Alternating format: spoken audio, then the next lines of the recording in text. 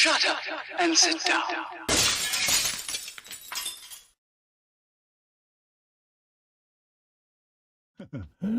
Yeah, sorry for the delay, folks. I was desperately trying to get him to shut up. Never. Yeah, we're here. God, what have I let myself in for? Get the puffing out of the way and then I can do the intro. Come on. Welcome to Friday Frolic with Fox. Yes, folks. Anyway, welcome to the Friday Frolic. Let's turn them off. Don't need two lots of names on. There you go. Let's get rid of them. That's a good start, Cole. So this is the trouble. I need to get rid of them and create separate profiles because I have to keep switching them on for the Sunday show and then switching them off for the Frolic, and I keep forgetting. Anyway, let's have a looky-loo. No, let's start again, Cole. Totally lost my train. No, it's just... Foxy puffing put me off again. Support this channel. If you'd like to support this channel, you can do so by going over to patreon.com/Festa67's workshop. I'm going to kill you in a minute with that. I'm going to turn you off. How can it distract you? Because it is. It's Poxy, mate. It's right in front of me. You can click the join button below. You wouldn't let me do this on your channel. You could... No, bollocks to it. I give up. Let's have a look who's in the chat. Haunted Halloween is in, says, hi, Colin, Fox, and all. Hello. Hi, everyone. I've killed me monetisation anyway by swearing, so no worry about that. Haunted Halloween says, how's you? Sprue and Glue is in, says, hi, Fox and chat. Gonna be lurking on the big screen. How do, mate? Let's be saying hello to David. KDR Klein just subscribed. Thank you very much, mate. Welcome. Carl is in saying good evening. Oh, hello, Carl. How are you, mate? Bobbin says I'm prepared for the nonsense and he's acquiring a beverage. Good luck with that. I've just acquired him, mate. And yeah, as you can imagine. Evening, morning, Colin, Fox and all in chat, says James. Bobbin says in tonight's episode, Festa builds an entire model while Fox chips a spoon. Panzer's in with Festa and Fox Hugs and a full sponson. Yeah, absolutely. Full sponson. Haunted Halloween, Jake says hi to Joe. Lord Bartley is in, says good evening all. Hello, mate, how you doing? Hello. James is saying hello to Jake. Panzer says good evening, one and all. Evening, Pans, how you doing? PJ says, speaking of dramas, it's Colin, a Guffle, the Princess once again. Friday Frolic at the Crossroads Motel with Coronation Street. I all in chat. Hello, PJ, how you doing, geezer? Everyone said hello to Panzer and PJ and James. Cassandra's in, says I'm watching on the TV, so I won't be in chat match. No worries, Cassandra. Jeff Light is in. He says, hi, Colin, Fox, and all in chat. How do, Jeff? How you doing, mate? Loved you, and a big hug for Maggie. He also says audio and video is good. Happy days. Hopefully we stay on because we've both had broadband issues this week again. Yes. Yeah. Weather-related stuff, but hey, you know. Fred is in Modelers United. He says, morning chaps, laugh out loud. Hello, Fred, me old chisel, mate. I've still got your video to put live as well, mate. I haven't forgotten you, Fred. Just in case you're sitting there wondering, mate. It's all filmed. I just need to do a little bit of artwork for the front and back, mate. JC says, Fox, Chip's a spoon. He is a spoon, absolutely. I am. Bobbin says, Flumpy calls. Fans are saying hello to Fred. Reese is in, says, how you doing? Hello, Beaks. How are you, mate? Chopperton Junction's in. He says, hi, everyone. I'm just flying through. Are you doing the full Casey Jones bit with your head out the window going, boop, boop, I'm on my way? Fred says to Panzerhouse, tricks. JC says hi to Tony. And Tony, a.k.a. Chopperton, says hi to JC. How you doing, Chopperton, by the way? And PJ says hello to Reese. So, you old wazzook. Yes, you old tart. Come on, get it out of your system. I've got Coiled Spring Fox tonight. So, what you been up to? And, yeah, how's me mum? Mum is fine. She sat downstairs with an iPad, something on telly and a trifle, so she's quite happy. Thank you. Oh, she's all right then. Yeah, she's been given a treat even though she doesn't deserve it. Oh, leave her alone. She's been grumpy all day. She's been a right grumpy spike all day. So, yeah. So I gave her a trifle anyway. I said, right, you don't deserve it, but I'll give you a trifle. She went, she's allowed to be grumpy. She's 84, you know.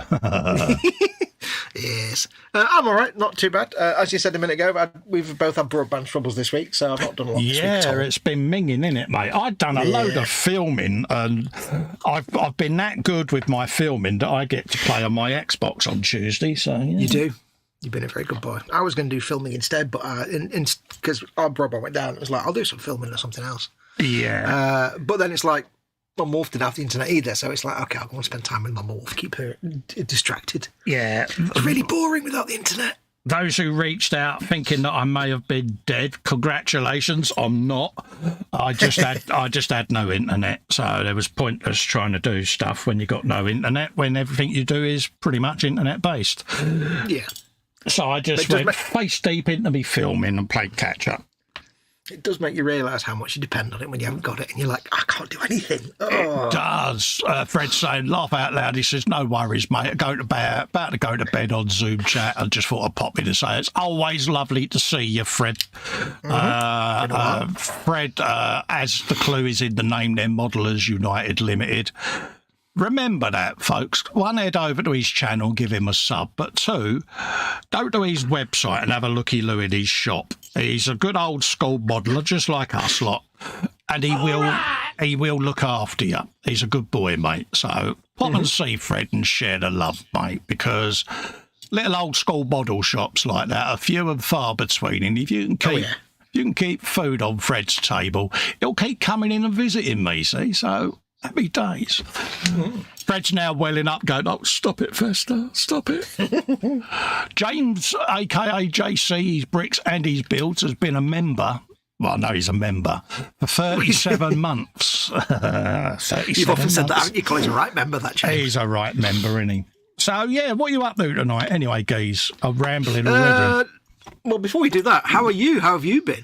I'm all right, mate. I've been, as you know, late night filming because I sent in pictures early doors. I filmed overnight the rest of me motorbike spraying. I've been doing that the last 3 nights and cooking all the paint in me warmer.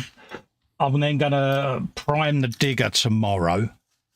I filmed 4 lots of part works, 4 episodes for each one, edited them, uploaded them, put them all on a schedule. So I've been busy, mate. Good. You're putting me to shame, and that's good. Because I have. I've now got 1, 2, 3, 4.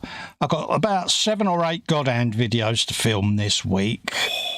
And then the final editing of Fred's. I've just been sorting out artwork, Fred, and an overlay, mate, because I want to pimp the bejesus out of you, mate. You know what I'm like. Someone does me a good turn and sends me something, I like to promote them, mate. So you're going to get a bit of a bells and whistles jobby, mate.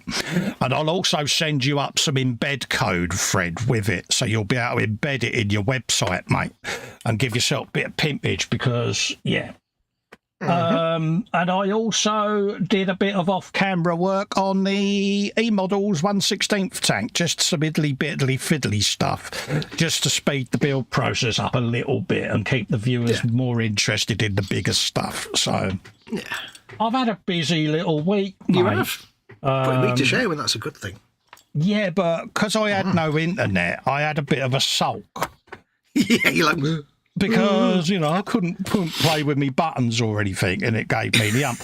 So I had to do something to stop me getting under her feet, because there I was lurking, and she's like, do I need to ring Virgin Media again and get this broadband fixed? Only that's twice you've been in the kitchen in 5 minutes, and you're getting them on wick, mate. They'll have a special team for, like, you know, Festa's missus. Yeah, I cleaned it up, mate. You know, she's the vulnerable customer deep down, not me. Oh, yeah. So, she said, go in there and just film. She said, you get on my nerves. I cleaned that up. And, you did. So that's what I've been doing, mate. And it got me back into a bit of filming.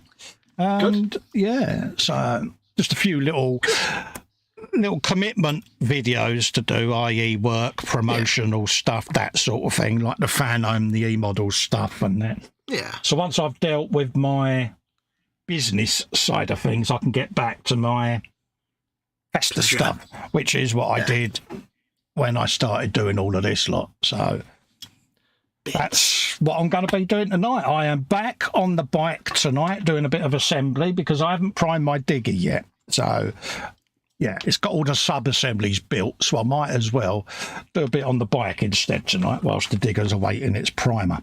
For those that I think you're doing very well with that. I think you're doing very well with that digger, resisting putting all the legs and things on it. Absolutely. For those that don't know, this is the Ducati 99 or 1199 Panigale Tricolore that Wendy Hickson with an H sent me. So big props to Wendy for sending me that. And I'm also filming this as well, so it'll come out as a video build series later on in the month itself. So that's what I'm up to. Yes. Tonight I will just be painting my Deathcore Krieg bust that Colin very nicely printed for me. It's very nice. Got your bust got all out, the base colours you? down. Got my bust out, yeah. Only the one, Mrs. Wembley. I got all the base colours down and I gave it a wash of Agrax Surshade the other day off camera, and it's had a matte varnish to stop all the paint coming off. So tonight I can crack on with layering, and we'll see how effective it is to do miniature layering on a big bust. Probably not very effective, so we'll find out. I'm sure you'll be fine. You've actually been nervously apprehensive, but in a way you've been looking forward to it as well, haven't you? Well, I've no idea, because like when you do layering on a little tiny mini, it works because it's so small. So on something this big, I don't know if it'll just be garishly cartoony, or we'll find out. Tell me one way you're going to find out. Yeah, is that's just by doing it. And I've also got a big sneeze building up, so if I suddenly mute myself, I'm just exploding. Oh dear. Exploding gently. James very kindly has put a belly bench and beverage in. Belly pork loin steaks with Mexican style rice. Afters eight chocolate profiteroles even. Bench League of Legends Misfortune 3D printed. Beverage was Pepsi. There you go. That's all very good, apart from the Pepsi. Yeah, so belly, bench and beverage, folks. What's in the belly? What is on the bench? What is your beverage of choice? Your beverage du choix, as the French turkey wouldn't say. There you go. What's your belly tonight, then, if you've not had it already? I've already had it, mate. It was bangers, mash and beans, mate. Ooh. Yeah. I spied it. I thought, I've got time. I'm going to chow down on that bad boy and fill my face with bangers. So I did. It is the right thing to do. So, yeah, I proper went for it, mate. Good. Cassandra says, Fox having a bust in his hands. I bet it's been a while since that happened. Yes, not got a lot of muscle memory left. Yeah. Yes, it has been a while. Belly for me was just at McDonald's tonight because my morph had a Subway and I didn't really fancy a Subway, so. In that long, Queen Victoria was still on the throne. Ka-ching. Oh, yeah. I see what he did there. Yeah, it was cruel, wasn't it? Cruel, but not exactly inaccurate.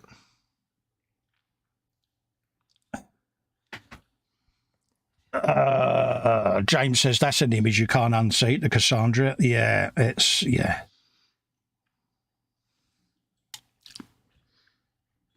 Yeah, I worry about some of the things we come out with, you know. We can't unsee a lot of this, can we? No. Once it's in there, it's in there. It's in there, isn't it? It's etched. And there ain't a lot you can do. Oh, no. Yeah. I might even be able to get a bit of exhaust bluing done as well. Ooh. Because why not? Why not indeed? What would you be using for your exhaust bluing? Bits of me weathering powder. Oh, very nice. Yeah, it does a nice subtle weathering on it. So that's all I want on this. I don't want it massively weathered because a lot of the exhaust you're not going to see anyway, but it's like anything. We know it's there. You want it to be well maintained, as it were. Yeah, I want it to look as if it's been used, but not abused, if that makes sense. Yeah. I mean, those kind of bikes, they are heavily maintained anyway, so. Yeah, they are.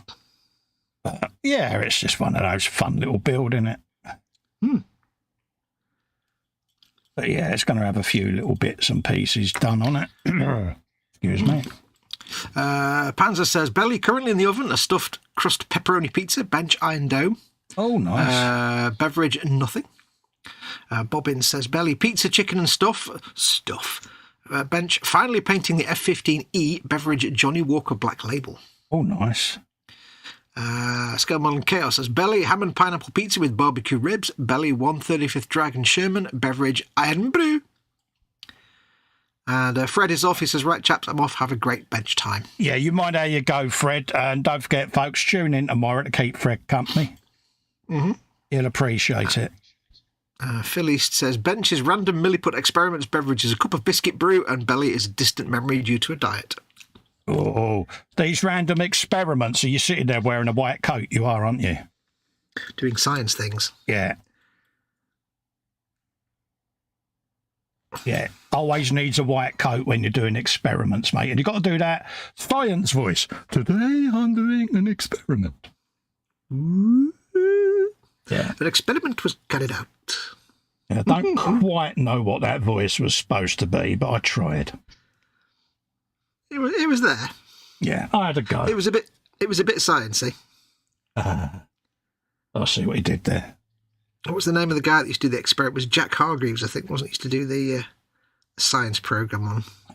How? Yeah. Oh no, I'm thinking of that's not Jack Hargreaves. I can't remember his name then.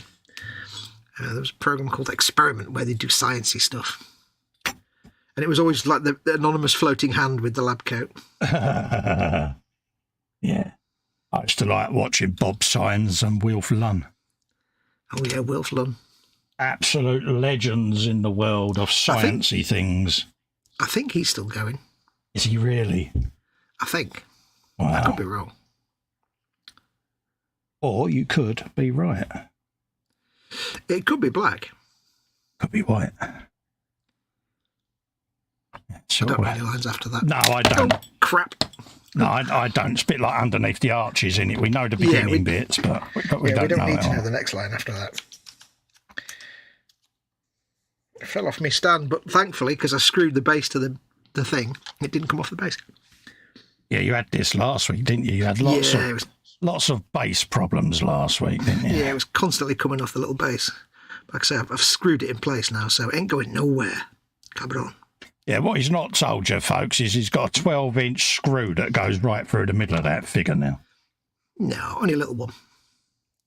I've not figured out how I'm going to plinth it yet, but we'll find out eventually. I am sure it'll be fine, dear. It'll all come good in the end, I'm sure. Exactly. What we got? What do we got? Have you done PJs yet? Homemade cheeseburgers with fryers. Bench 112 MFH Alfa Romeo 8C2900B. Beverage Soul. Good man. RJC Reese, belly soddle as settling down for bed. Bench, if I told you, I'll spoil the surprise, okay? And beverage, peppermint tea because it helps for sleep. No worries. I'll wait until you've gone to bed and I'll remote access your webcam. That'll tell me. Bobbin says, I was in the shops the other day and I accidentally bought 2 more kits, an ME109 and a Catalina. That's a bind when that happens, mate. I think it's to do with the Velcro they put on the end of the boxes. As you walk past, they just stick to you, don't they? And you've got to buy them because they're shop damaged then, isn't they? Well, it's like when you walk into a Warhammer store and just some kind of gravitational anomaly makes all the money just fall out of your wallet. I don't know what it is. Reese says Jack Hargreaves was the art programme with Morph. No, it was Tony Hart, mate. Jack Hargreaves did Out of Town, mate. Billy says I've just started with peppermint tea to Reese and he's genuinely enjoying it. A lot of exotic and windswept teas in here. Yeah. Jeff Light says belly earlier was cheese and onion quiche with coleslaw and chunky chips. Nice. Followed by treacle pudding with cream. Beverage is currently lemon squash. Bench earlier continuing with his 135th Husky TSV with H. And Swigging Pig is in, says evening. Oh, hello, Swigging. How you doing, geezer? Lovely to see you and all of that. He gets bonus points for having a healthy quiche and then ruining it all with a treacle pudding. Yeah, but that's proper that's proper blunkiness, mate. That is. It's the right way to do. He's done the right thing, don't get me wrong. Of course he has. Yeah, it's absolutely the right thing to do. It's taken blokedom there, mate, to a whole new level. I salute you, mate. I'm proud of this. So proud of you, mate. It's like having a kale and quinoa quiche with a pint of lager and then a kebab to balance it out. Yeah, So that's good absolutely enough. the right thing to do. Yeah, that's pretty awesome. That would work. That would work. Or whatever that how you pronounce it. Don't ask me, mate. Middle class Ponzi nonsense. Yeah, because you know me, mate. It'll come out really badly, won't it? So Tree hugging Ponzi. you're getting your lip out again. Always. Always. Right, so we're happy with that. Dee dee dee dee. Might as well get that off of there. Pull all of that lot out of there. Because I save all my white. I save all my white tack because why not? Oh God, I've got this placemat here with a little mountain of blue tack on it, and that blue tack mountain must be at least 20 years old. Yeah, I mean, I bought a job lot of white tack. I bought about 20 packets of it, and I've only ever opened the one. Yeah, you don't get through it as much as you think, and then when you do need it, you would never have enough. So, yeah, I bought an absolute job lot of it. I thought, yeah, I need all of that lot. So, yeah. Bit like Starship Filth, wasn't it, when we all bought every tube of Starship Filth going? Who would do that? Oh, well, I don't know. Don't know who would do that. Seems like a silly thing to do, if you ask me. Oh, yeah. I'll have no truck with such people. That was funny. You got grassed up royally by Tony, though. Yeah. Yeah, I do Well, think it's not it was my funny. fault if the shop's only had 10 tubes of it, you know. Yeah, because you needed all of them. Yeah. And it's funny, how much Starship Filth have you used in the last 5 years? Most of it, none. Yeah. As in, not most of it. Yeah, it was a bit ironic in the end that I didn't use pretty much most of it. Yeah, but, you know, at the end of the day, you gave people an idea of what they was missing out on. Yeah, it gave people a chance to go and learn other techniques instead. Yeah. It was the fact that people were trying to price gouge it on eBay that made me laugh. It was like, yeah, come on. And all my fault. Oh, yeah. You ain't seen me. Before scalping was even a thing, Fox was buying Starship Filth. I'm going to sneeze, hang on. I tried to mute the microphone in time and totally didn't. Oh. Yeah, that went well, didn't it? Well, I pressed the button and went sneeze, but then I hadn't pressed the button. It's like, oh, sorry about that. I literally had a second's notice. Yeah, I had a sneezing fit to die for the other morning. Oh, yeah. Just wouldn't stop. I hate when that happens. Oh, mate, it drives you nuts, doesn't it? Because, like, one sneeze is really satisfying. But, like, more than one sneeze, it's like, you just stop now. Please, come on. It's like, yeah, you're getting on my wick now with your sneezing. Yeah, please, with the stopping now, please.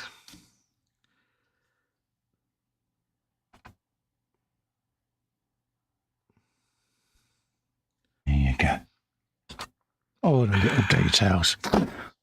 What have we got? Everyone saying hello to Swiggin. John Alec is in saying hello. Hello, John. Hello, How John. you doing, mate? Hello.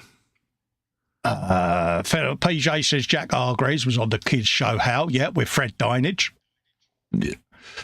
Philly says, anyone bought a Revell.Model Sherman Firefly? I'm getting tempted if I can find one. Just wondered if it's as good as it looks. Panzer's in the chat, mate. He'll know. Right, I feel they're generally very good, aren't they, kits? Yeah, I've got the Sherman up there without interior, a Tiger, Jack Panzer, or Panther, and a Panzer Alst. So, yeah. Cassandra could make us drool. Got a shoulder of lamb stuffed with garlic and rosemary, marinating in half a bottle of red wine, ready for dinner tomorrow, as Ivy wanted a roast this weekend. Gets in. I do like a nice bit of lamb. Everyone said hello to Swigging Pig. Belly was doner meat and cheesy chips with chili sauce. They're swigging. All of the filth. Good man. Good man. Filth confirmed. Filth approved, mate. All it needed was a shark mouth on the plate, mate, and you'd have got 1,000 million trillion gazillion XP. Haunted Halloween says, looking into a spray gun with compressed soon. Colin, if you know of any good but cheap budget, just to do track spraying and weathering. Yeah, mate, honestly, cheap and cheerful, mate. My first round of airbrushes were, and I've still got one of them just here, were the generic Chinese pistol grips. Yep. And all I did is, when I first got it, is I took the needle out and I re-honed it. Then smoothed it all down and everything, and it made it spray a hell of a lot better. And I still use this airbrush to today. Yep. Cheap, 24 quid, I think that was, with that, a load of cups and a load of spares, hoses and all of that. And my compressor I use, I still got one of the generic A186 airbrushes, little twin cylinder airbrush with a tank underneath it, mate. I always get one with a tank, mate, because it is the way of things, and that has served me well for the last 8 years. So I think those little A186s are so like almost the industry standard for people like us, aren't they? Yeah, I mean, I've had it apart. They're just so reliable. I've stripped it right down and given it a full-blown service and checked everything, and honestly, it's as right as rain. It's as good as the day I opened it. Yeah. See, you'll often hear us say, like, when it comes to airbrushes, that if you're an absolute beginner and you don't know one end from the other, then the Chinese ones, they're nice and cheap, but they have their own issues, so they're not always advisable. If you're just using it for scruffy stuff, they're brilliant. Yeah. You know, if you're not using it for your top of the range painting good stuff, if you're getting spot on. Yeah, if you're getting into serious painting, then obviously you've got your H&S's and things like that, you know. But bog standard, what I call day-to-day work with an airbrush, you know, it's can't go wrong with a generic Chinese airbrush. Honestly, they've all got their uses. They all get equally used. I've even got a little USB rechargeable airbrush that I use. Yeah, you've used that quite a lot, haven't you? And honestly, that was 24, 25 quid, all in, plugs in a USB, and as you can hear, that's it. Matron. You know, and that's perfect for them little close-up jobs. Something like your tracks, you know, if that's all you're going to be painting with an airbrush is tracks, treat yourself to one of them, mate. Simple. Yeah. You can take the airbrush off of the canister so that you can field strip your airbrush down and clean it all. And I've also found that on this, I can get other airbrushes to fit it as well. Is it just a universal thing? It depends on whether your airbrush has got a removable valve like that. If it's got a removable valve, then you can take the valve off, and then this airbrush will fit that canister. So cool. There are different airbrushes that will fit it. H&S won't fit it because it hasn't got that old valve. And that's it. You can just recharge it. So,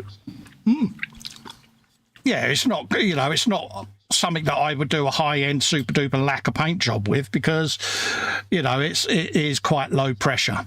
You're looking at about 14 PSI with that. It's not a massive amount of pressure. But something like tracks or something like that, yeah, that'll be fine. Yeah, it's there for your grunt work, isn't it, and your scruffy jobs? Yeah, I'm not sure whether I've got this on my website or not, but I can dig out a link and fire it over to you, Jake, at some point. Because that's the thing with this hobby. There's always jobs that you don't need the top-end equipment for. Exactly. Like, you know, there's paint jobs where you won't use your expensive brushes. You'll use some god-awful crappy old brushes because you don't need to use the expensive stuff. Exactly. You know, plopping base coats down, just use any old scruffy brush, doesn't matter. That's all I do. You can get a smooth coat with it, that's all that matters. I operate on good, better, best.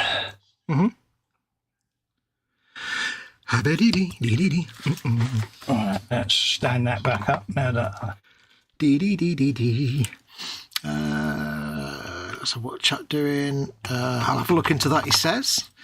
Reese says, no worry, Phil. Yes, I really like my Sherman. Just need to paint mine now.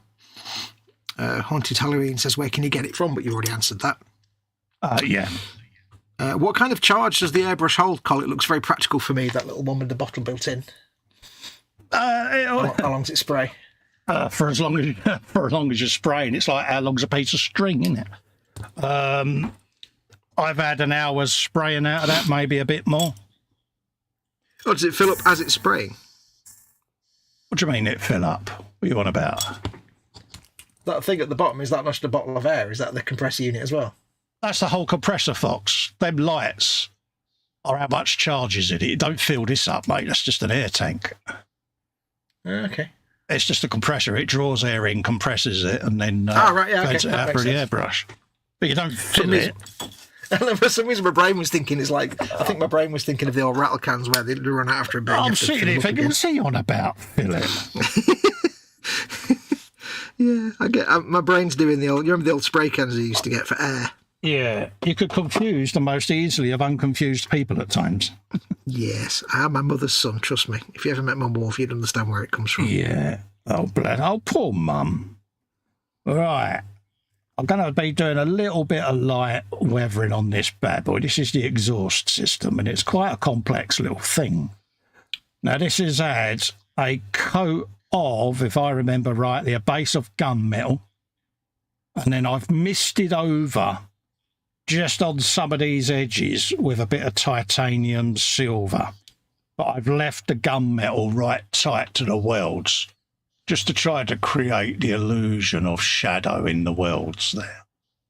So that where the welds are now painted in a very bright silver, it'll make them stand out as the powders go on. And then if I need to, I can go back in and touch up the welds. So I'm going over at the moment with a bit of burnt red. And this is to be a Weathering Master Set D that I'm using. So I'm doing the burnt red first, then I shall go in and do a bit of the staining, oil staining, and then I'll go in with the bluing just at the end there, folks. So that's what I'm up to. Now, there's a million ways of doing this. Whenever I do bluing, I always get a full list of how-tos and how different people do it. This is just my preferred way. I do a multiple of different ways. I've got some videos out on the channel of different ways that I've done it over the years. And it depends on what finish I'm after, basically, as to which direction I go. Again, it's not a definitive for anyone out there that wants to critique me for how I'm doing it. This is just my preferred way. Because I do seem to attract all the criticism for some reason. I don't know why. I mean, there's a million different ways of doing everything. It's just there are some people who think you should do it a way or that's it. And it's like, no. It doesn't matter how you do it. As long as the end result's good, it doesn't really matter how you do it. Yeah, I seem to be a target for the critiquers at the moment. And it's like, really? Don't like it. But yeah, it works for me, put it that way. If Kipper's watching this back, hello Kipper, because he did message me. We was chatting in the Zoom and he wanted me to go through bluing exhausts, and I knew I had filmed it for E-Models, so I edited out from a couple of the E-Models builds and done him a little video, and he's since gone on and done his first exhaust bluing. So congratulations to Kipper.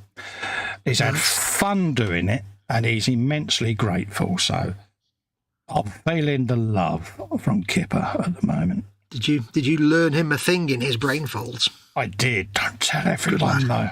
Shh. Because they'll think I'm getting mellow. Festa put things in Kipper's brain folds. Yeah. That could sound a lot worse. That could, couldn't it? Yeah.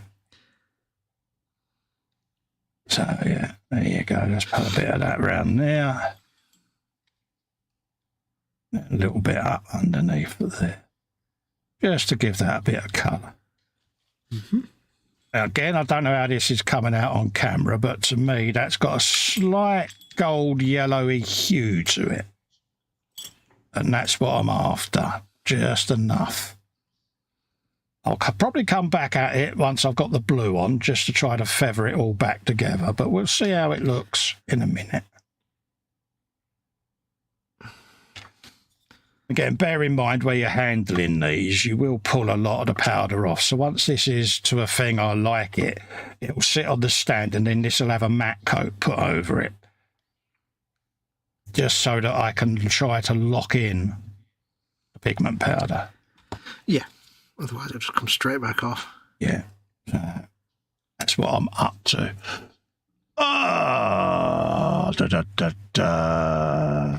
Oops, hello, drop my brush, why not? Yeah, what are we on about there? Where do you find a link? Can you put plastic glue in as well that you use? Yeah, no worries, mate. And Billy says, if you close the chat, he has Amazon link in the video description. Yes, it's all in there, mate. It's all in there, fella.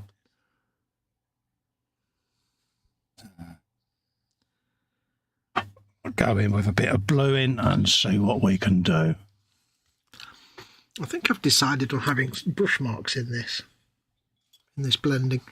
I'm not very good at blending colours, so I don't mind a little sweat, like I've painted it with actual paint on a piece of paper or something. I might use that to my advantage. I don't know. This is a learning journey for me, this thing. Yeah. Nothing wrong with a learning journey. Nope. We all have it. We all have to start somewhere. Oh, yeah, exactly. Well, it's like anything. I'm often asked this about learning, and it's like, look, I'm still learning. I've been doing this hobby for donkey's years, and I'm still learning new stuff. Yeah.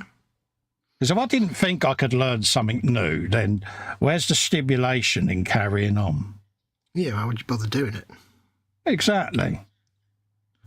I've been doing this for 40 years, and it's the first bust I've ever done. Yeah. I've only been painting miniatures for about 5 years. Yeah. Gone quick, though. That's the thing. Absolutely. You know, you've got to try different things, ain't you? Because, yeah. Yeah. I mean, at the end of the day, we all know the things that we know we're not that good at.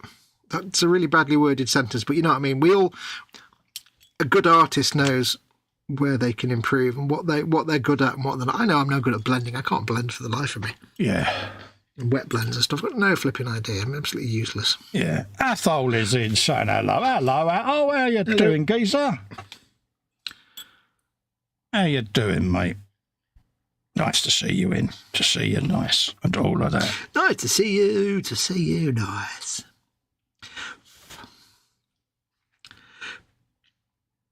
And I know I'm not that good at layering like this because I get too carried away, and I think I always get too carried away with the first colour. Oh, right. Do you find then that you go too heavy, or...?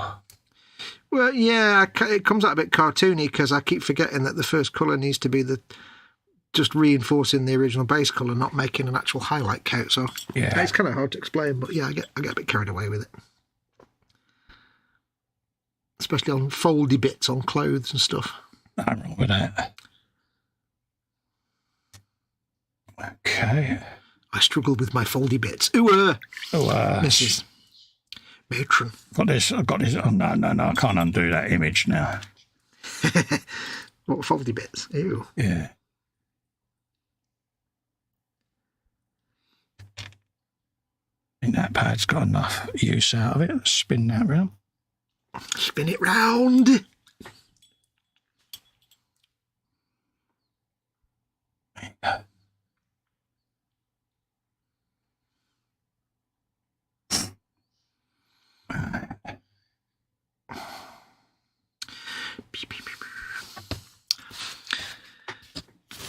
I had a voyage of discovery this week. Oh, yeah. What did you discover?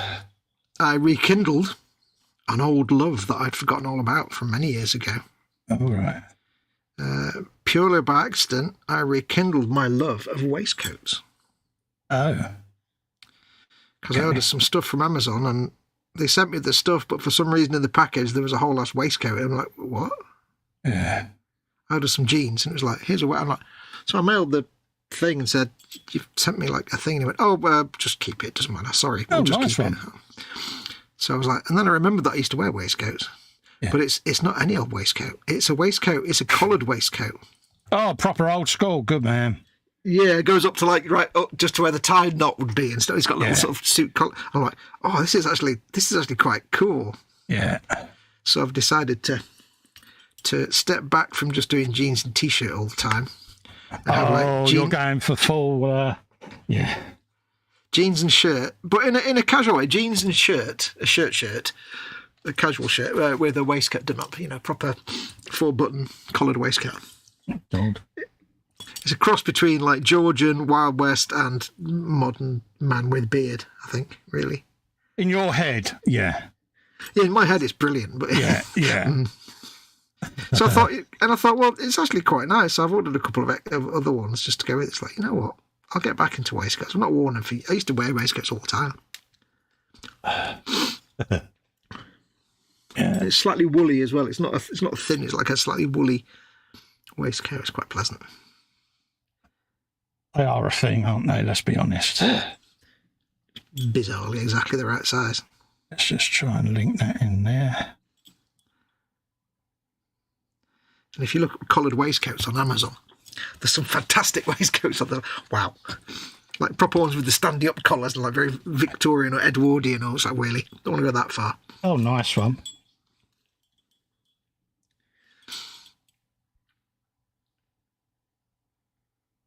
There you go. That's what we want. And then we can have a bit of a test fit. Combined with jeans and sneakers, obviously. Obs, yeah. So you're going for that. Yeah. You're going for that full man in his 50s, not sure of his identity look. You pretty much, you nailed it on the head there. That's probably a good way to put it. Good man. It's that kind of age when you realise you don't have to give a crap what other people think about what you look like anymore. You can wear just about anything. You know, like when you're younger and you think, I can't wear that, I look like an idiot, and people will take them. You get to a certain age and you're like, I don't care anymore. Yep, don't care. I'm going to wear X, Y, and Z. It doesn't matter, mate. Not to me. I care not a jot. No. So I had to nip out to the store earlier today. Yeah. It was very cold, so I had my new woolly Edwardian Victorian style waistcoat, my nice black fancy shirt, jeans and sneakers, and my big 1980s French greatcoat with little gold buttons. It was like, man, this looks awesome. You're auditioning for Doctor Who, aren't you? Collar up, of course. No. I've always liked greatcoats. I just got this. Greatcoats are the best. This conjures up an image. It really does. I worry about you. Yeah. They're so eccentric. Oh dear. Actually, Doctor Who actually made the 10th Doctor actually made wearing greatcoats and sneakers a nightmare, because I'd always worn red sneakers, red Converse sneakers, and greatcoats, and it's like now you've got like the 10th Doctor running around. I'm like, but people are like, oh, you're trying to be no, not this. Oh, Sorry. right. So you had to explain how Doctor Who was copying you. No, it's like, I've been doing this for many years. Yeah. Since before you was born, my lad. Don't know what There was nothing worse that than was. It was, I don't know, I can't quite place it. It is kind of frustrating though when you get like some clothes and you're like, I really like wearing these clothes, and then like some TV characters and you're like, oh man, I can't wear them now. Crap. How do you think I felt wearing pork pie hats for years with a bald head and a goatee, and then bloody Walter White came along in Breaking Bad? You know, and that was it. For yonks, people kept going, oh, look, it's Walter White. And I'm like, Walter. yeah, I'm going to slap you in a minute. Yeah, I've been doing this for longer than you've been alive, mate. Smack. Yeah. So I got that a lot when Breaking Bad was out, because obviously the Eiselberg hat, it's not really. Yeah. It's like, yeah. Never watched that at all, not ever. Yeah, it was my nemesis for many a year. Yes. But the way I look at it is, if it encouraged people to go out and buy hats and wear them, It's not a bad thing. it's not a bad thing, is it? I remember going to a wedding and we had these like brown tailcoat suits. Yeah. Really nice suits with like high waistcoats and stuff.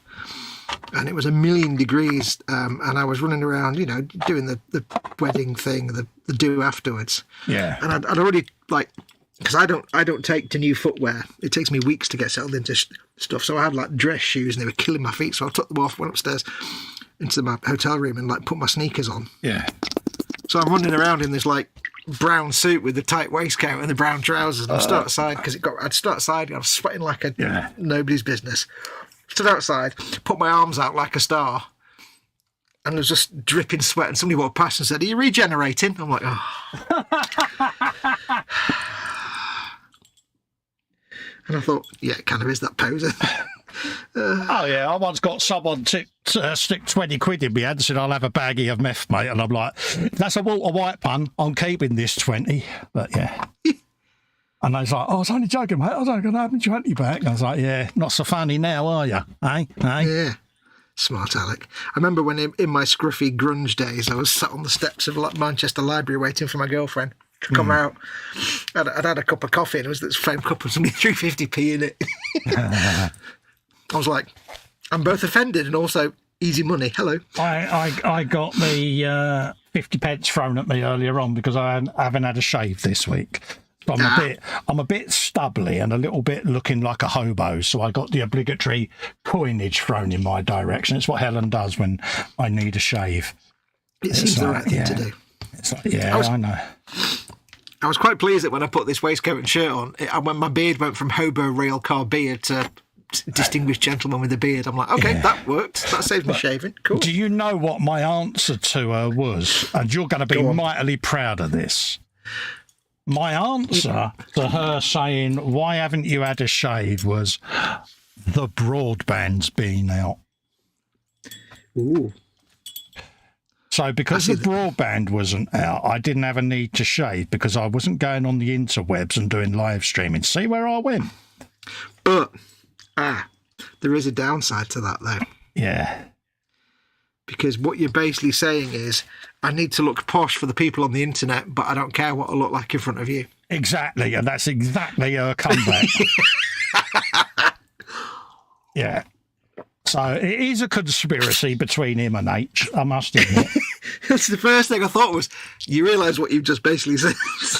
Pretty much, yeah. So you did it to yourself. I know. So I lasted all of about 3 minutes with that one with her. She went, "Oh, really? Is that the case?" I was like, damn it, she's got an answer for everything. You're sitting there going, I really have to think about everything I say, don't I? Yes. Are you still in the good books, though? I am, yeah. Even after Trottergate. Yes, folks. I'm not liking this. Yeah, my missus was complaining. She's got a bunion that's going to need intervention, should we say. She was bemoaning about it and basically having a good old whine and everything. And I said, "Well, I know, I've got a link." I said, "That'll help you." And I sent her this vet's link, and the picture was a pair of pig's trotters as well. Yeah, I heard her shout down from upstairs, "You are a effing a-hole. I will beat you when I get back downstairs." So 20 minutes passed and I thought, I've escaped this. And she looked at me and she went, "You're still in the good books, but for how much longer?" Yeah. Can't be guaranteed. No, but I thought it was hilarious, but, you know. Yeah, you're not wrong. You're not wrong. Yeah, I thought it was one of my better ones, you know. Yeah, I mean, we've got to give you, although you get ranked highly on the sheer stupidity scale and self-destructive scale, you do get points for bravery and balls. Oh, yeah. It's pretty brave. Balls of steel, mate, I'm telling you. Balls of steel. Oh, yeah, I go for it. And then she's like, "Yeah, you really have got a death wish, ain't you, love?" I go, "Yep." Yep. We do the things, so you don't have to. Yeah, not going to deny that I've got a death wish, love. You know me. Yeah. Where did I put it? It's over there, Cole. Look at that. There you go, see? So, yes, folks, what have we got in the chat? Let's have a little looky-loo. I'll say not bad. How's Mum? Reesizowski. Yeah, he doesn't want to fall asleep and drop the iPad on his face. Yeah, or fall asleep and fall off your chair. Fox nothing worse than drop. Says Panzer will now be supporting jeans, T-shirt and a waistcoat. Yeah. Cassandra... They've got a shirt as well. Cassandra says, Fox in a waistcoat, I foresee large amounts of ridicule, especially with that ponytail, as PJ says. Atul says, next he'll be saying he's thinking about having another ponytail. Jeff Light says, what coat or clear do you use over those powders? I just literally put a very, very, very, very fine mist coat. Zero clear coat. That's all I use, mate. And when I say a mist coat, it is literally that's it. Delicate little swish, isn't it? Anything heavy is going to blow the powder straight off, mate. Goes through me apex with it turned right away down so it barely comes back. Got me apex just here. It barely comes back so that it sits on the 0.35 bit right down the beginning, about there. About 12 psi, just a little ziz. And if it comes to it, I'll spray it up in the air, mist, and just let it drop down onto the part. Yeah, and it works for me. Just to seal it in, mate. Yeah. I mean, when I've done powders on stuff, it's usually on heavily weathered stuff anyway, so... But I'll use... I'm a big proponent of the Humbrol Rattlecan 49. Yeah, I know the stuff. Yeah. So I just use that, but I do it from like a great long distance away. But the beauty of powders is if you put your powders on, then you varnish it. You have to expect something. Matte number 49, folks. It's absolutely fantastic. I put a cover on this earlier on. I love that stuff. Yeah. You have to expect a bit of your powders to dissolve into the varnish, whatever varnish you use. So if ever you look at it and think I've put too much powder on, don't panic too much because some of it will fade away. That's why I've gone like that with mine, because I know this will fade back. Yeah. Yeah, no. It's almost like you have to do more than you need to. Yeah, because it will fade back a little bit. But I like powders. I do. They're a godsend, mate. As well. They are a godsend, right? Panzer says, I see the ridicule has started. Philly says, my fashion choice is essentially whatever is in the sale at cheap sports shops near Christmas. I get everything from one place to last a year. Swigging Pig says, only a short visit tonight. Later on, catch you later. Swigging, mate. Philly says later, Swigging. My fashion choice is normally whatever Helen chooses for me because I'm useless. You know, with me, if she says go clothes shopping, everything's black jeans, black T-shirts, and I'm done. And she's like, I've got to reject a bit of colour. I'm like, there is no way I am wearing pastels. It's just not me. But she just lightens things up a little bit every now and then, but I still stick to the black stuff because it's... You know, it's just easy, isn't it? Yeah. PJ says, Fox goes from Doctor Who trendsetter to Jeff Lynne shades. Trend follower. Smooth. Yeah. I don't know. The Jeff Lynne shades are purely practical. Absolutely. Cassandra's ordered a new jacket. It's a World War II RAF style sheepskin jacket. I used to have one of them pilot jackets. One of the worst things I ever did is I sold that. One of the worst things I ever did. One of my favourite ever jackets I had was World War II. Not genuine World War II, but reproduction M1943 paratrooper jacket. Yeah. US paratrooper jacket. Loved it. I've got it. I was going to say, I'll just finish off the chat, mate. Atul says, Status Quo used to wear waistcoats. Fox with his ponytail, Francis Rossi. See where I'm going? They were rubbish waistcoats, though. Panzer says, big difference between them. Cassandra's out for you tonight. It says, one has skill and style and the other is Fox. Revenge can be had.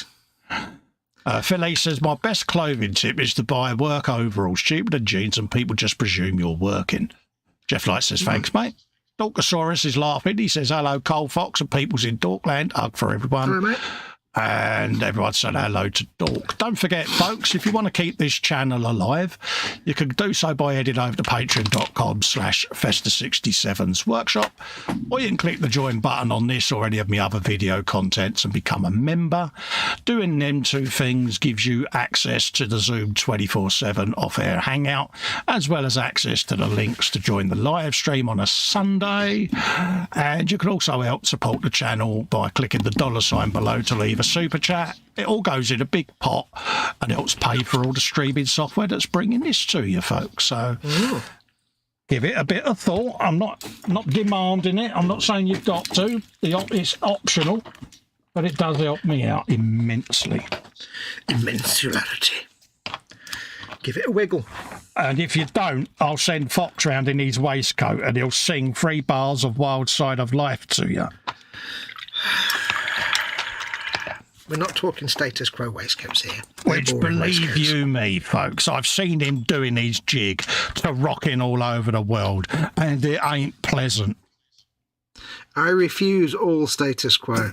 Yeah, he might have been wearing chaps at the time, so that might have been one of the reasons why. Ew. He hates me. Ew. I know he hates me. Ew. Put these images in my head, you evil woman. Oh, you nearly called me an name, didn't you? I nearly used a rude word then. You did, didn't you? Well saved. Well saved, dear. Oh, yeah. I am so proud of you for that. Should be. That took monumental effort, didn't it, to do that? You're a monumental effort. I like being a monumental effort. Athol says, yes, please, Cole.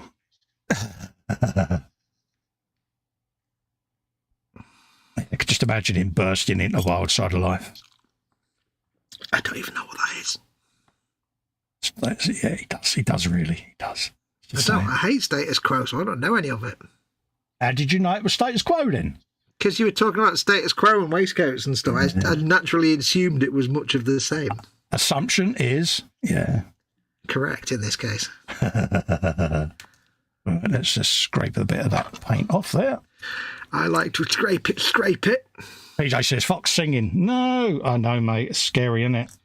I think I've got quite a good singing voice. Not that I'm going to demonstrate it for free. Forever the mercenary. Forever the mercenary. Good girl. Always. For just this one small one-time fee. Nothing's ever free in Fox's world. Plus applicable taxes. He goes to the shop and they say, what are you in for, sir? And he just holds out a card going, if you'd like me to answer this question, please consider becoming a channel member. Head over to patreon.com, model making good. Yeah. It's the right thing to do. Yeah. Just imagine him if he was in hospital, the doctor. Right, what's your symptoms? Right, if you'd like to subscribe to Model Making Guru. If you'd like to get a full list of my symptoms, you'll need to be on the gold tier level. Head over to Patreon. There's a PDF file with all my symptoms listed in it. Yeah. You'd like to see me modelling this waistcoat? Download the latest Model Making Guru calendar. Hey, now there's an idea. Yeah, August is me posting. Oh, God, he's giving it thought now. August is me posting in this waistcoat whilst wearing hot pants. Ew. No hot pants. No disassemble. No hot pants. Hot pants are the order of things. I don't take my fashion cues from you. Ain't wrong with hot pants, mate. If I'm wearing them, there's something very wrong with them. Yeah, no, at the end of the day, mate, I reckon I could rock them bad boys. You'd rock something. Yeah. Something to be rocking. PJ's like, no, don't, Cole. Not long having PJ's dinner. PJ's like, I've gone blind and I can't hear anything. It's all wrong. Yeah, my eyes. Just imagine his optician going, so Mr. Lewis, what caused this sudden damage to your retinas? I was in this live stream one night. Don't tell us. It was that hot pants bloke again, wasn't it? Yeah, that's him. People in the chat are sitting there now going, oh, it's all backfired. It's all gone wrong. Yeah. Right. So apparently that screws into there. Oh, happy days are it the day. Oh, happy days.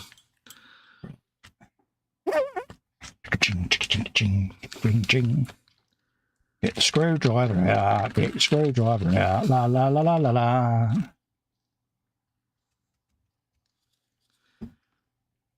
welcome to Screwing with Festa. Yeah, you too, yeah. Yeah, think outside the box, folks. This new 148-part magazine part work, Screwing with Festa. Yeah, that conjures up a thought, doesn't it? Yes.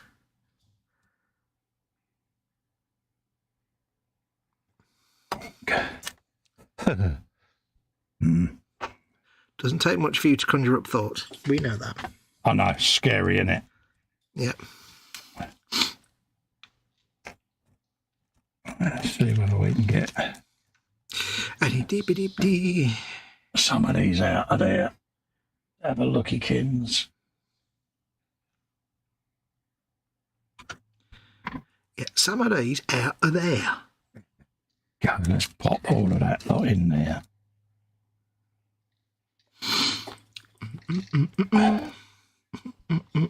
Because if anyone's going to drop the bag, it's going to be Muggins here. And then let's find the right appropriate sized scrudge. Got 4 of them bad I think boys. there's a Scar song about like dropping the bag from the 80s. Oh, is there? No, I'm making it up. I was going to say. I was trying desperately to remember who wrote "Past the Dutchie" on the left-hand side, but I couldn't, so I couldn't really make the joke I was going to make. That's the one. Don't ask how I remember that. I really don't want to discuss it. Everybody remembers that. Yeah. And now it's in everybody's head. You're welcome. It is. It is.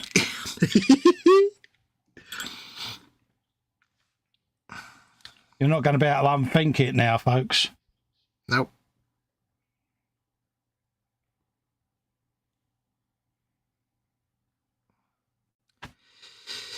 Assuming you know the song, of course. Well, a lot of them are going to be too young to remember it, aren't they? Let's be honest. Yeah. Yeah. It's not something that is going to be on everyone's tip of everyone's tongue, is it? No.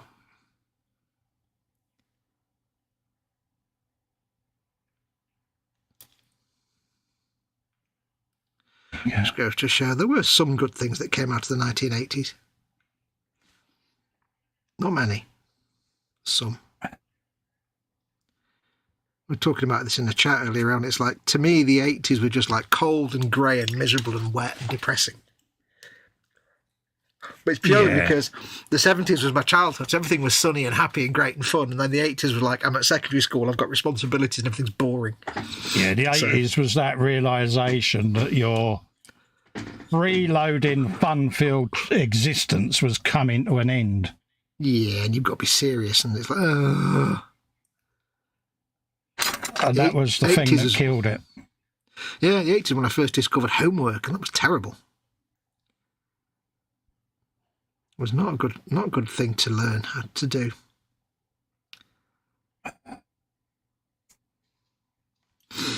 Yeah, it wasn't the greatest thing, was it? No. Right, let's line them up, Cole. Let's pop them in first, mate. That's what you wanted. There we go in. There you go.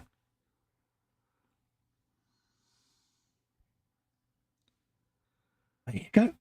Happy days. Oops. And pull the screw straight back out. That's a good start, isn't it? Let's hold that up to your eyes so you can actually see it. There you go. Perfect.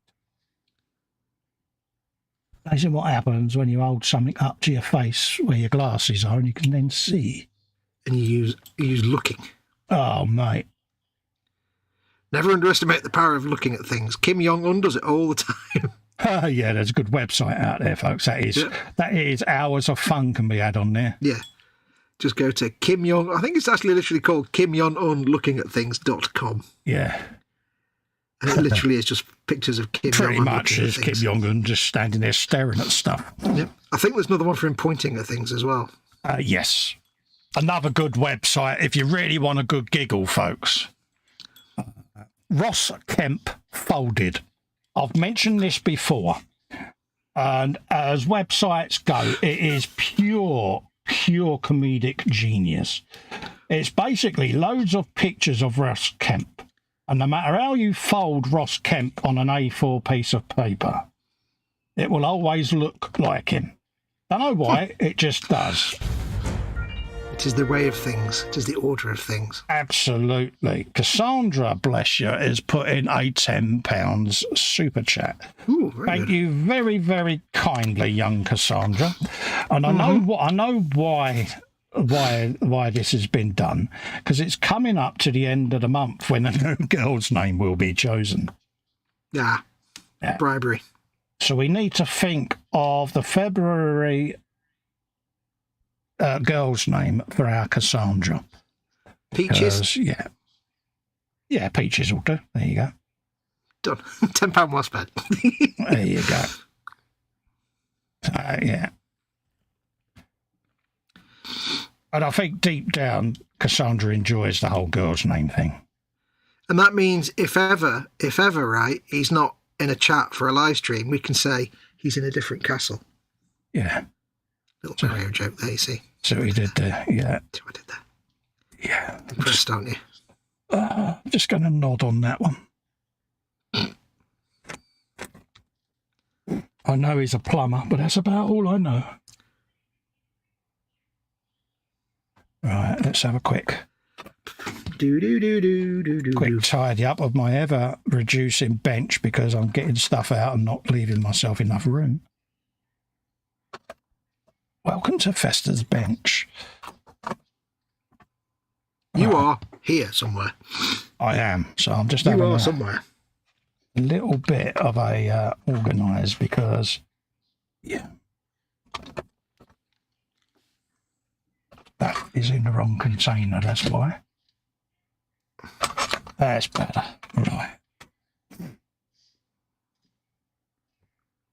Okay, so we've got the frame to go on. There's a decal to go on that, so I'll come back and put that on because that's all got to be then matte coded. Cool.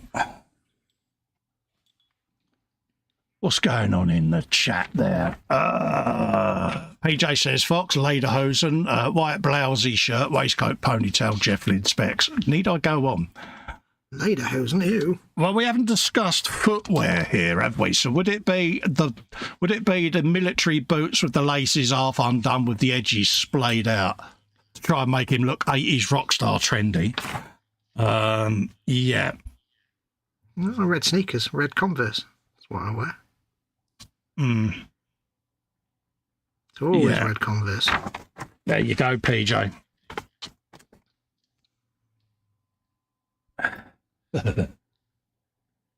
He's a man always of minestrone. acquired tastes. Always minestrone.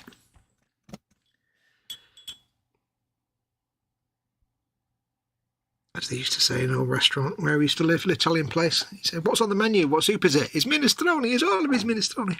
It always was. It was the only soup he ever did. Only soup there is, isn't it? In that restaurant, yeah, pretty much. Right, we want a bit of that.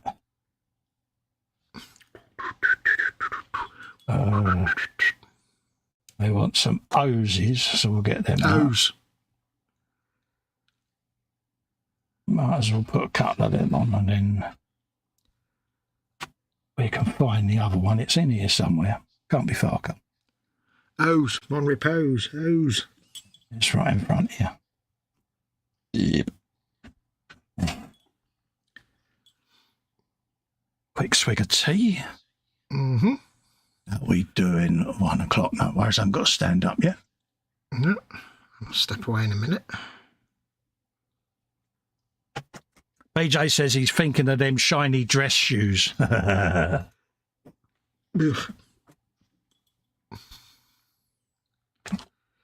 That was for a wedding. I had no choice. Oh, is that the reason, is it? Yeah. I mean, the bride and groom chose fantastically with the suit because it looked absolutely brilliant. But the dress shoes, I don't do shoes. You're such a tart. Oh, you really are funny. Shoes? Do you not know who I am? You don't know with my reputation. I'm a guru, you know. Gurus do not wear shoes. No. Sneaks or GTFO? Yeah, don't mind. God damn it, they wanted me to wear shoes. How Whatever very next? uncivilized. Whatever next? I think I'm one of these youths. Yeah. Wearing shoes? No. My reputation? Right, let's tweak that in there. I think I'm not very good at painting busts. Why? It's not I don't working. know. I think it's just too big for my painting style. You're not feeling it, no? Nah. I mean, I'm sure it probably looks fine to everybody else, but to me it's a bit... I mean, it's just coming together, so it's still early days. But I don't know. What is it you're not feeling? Come on. I don't know. It's just, I say it's still the early coats, but on a miniature I can get away with, like, swooshy brush strokes and stuff and painterly painting, because it's small. But on a bigly, I'm not sure I actually get away with it. And I know I'm no good at blending, so... I was going to say, is it because then that you're not thinning your paints down enough? You really want it as thin as possible, and it's multiple. Well, I don't need to tell you that. You know what you're doing. Yeah, no, I mean, I'm thinning them down. It's just, I don't know. Part of it is, I know when you put the glazes on like that and you do the thin coats, it builds it up and it looks too bright at first, but I don't know. I think it's just my normal painting style probably doesn't really translate well to bigness, whereas it works on miniatures because they're tiny, and you've got to exaggerate more. How's your rubbing off going this week? Is it all right? I beg your pardon? That sounded a bit wrong, didn't it? I'm not sure what you're talking about. Oh, I see what you mean. Yeah. I gave it a coat of matte varnish, and it's a little bit round the edges, but not too bad. Yeah. I think it should hopefully sort it. I didn't wonder what you're talking about. I'm thinking, I beg your pardon, what? Yeah, we'll ignore that. Moving on. Yeah, never had a problem with the rubbing off, thank you very much. I see what we did there. Right, I'm going to step away for 1 minute. Yeah, you said that a couple of minutes ago. No worries.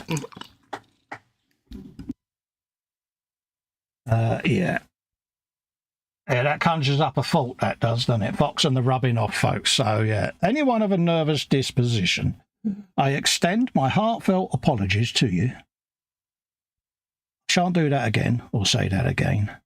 There you go. Right, let's get a bit of glue on these, and then we can come back and detail the pipes up later. Yeah. I think you'll be all right with that bust myself. It's like anything. Different technique, isn't it? Different comfort zone. That was the aim of the bust, because he said before he hadn't done much bigger painting, bust-wise. So me being me was like, send him a bust. Just gets him out of his comfort zone. That's what it's all about, isn't it? I just want to pop them on. I'll go back then and I can do the end brackets, the hose clips and things like that.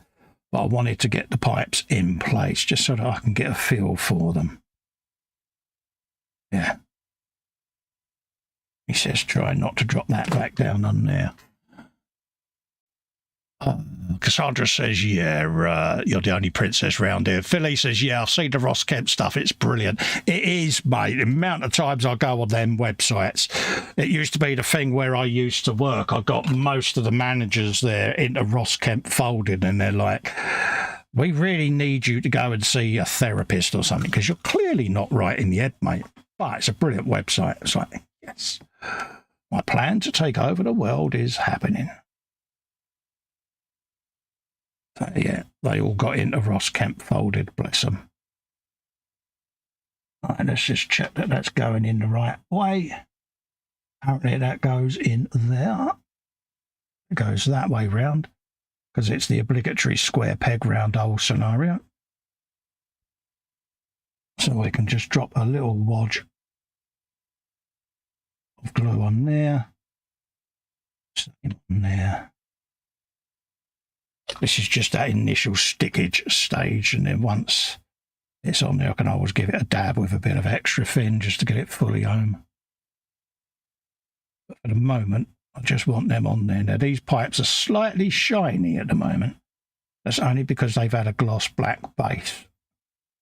Still want to go in and detail paint them yet, but I tend to do that on the bike. Don't know why, it's just my preference. I like to get all of them bits in, and I can get round there then with a brush quite happily. So, yeah, there you go. So that's what I like to do. Wash. There you go. Right, so that's that in. Have we got decals to go on there? I don't think we have. The poly cap went in, if I remember rightly. Cap.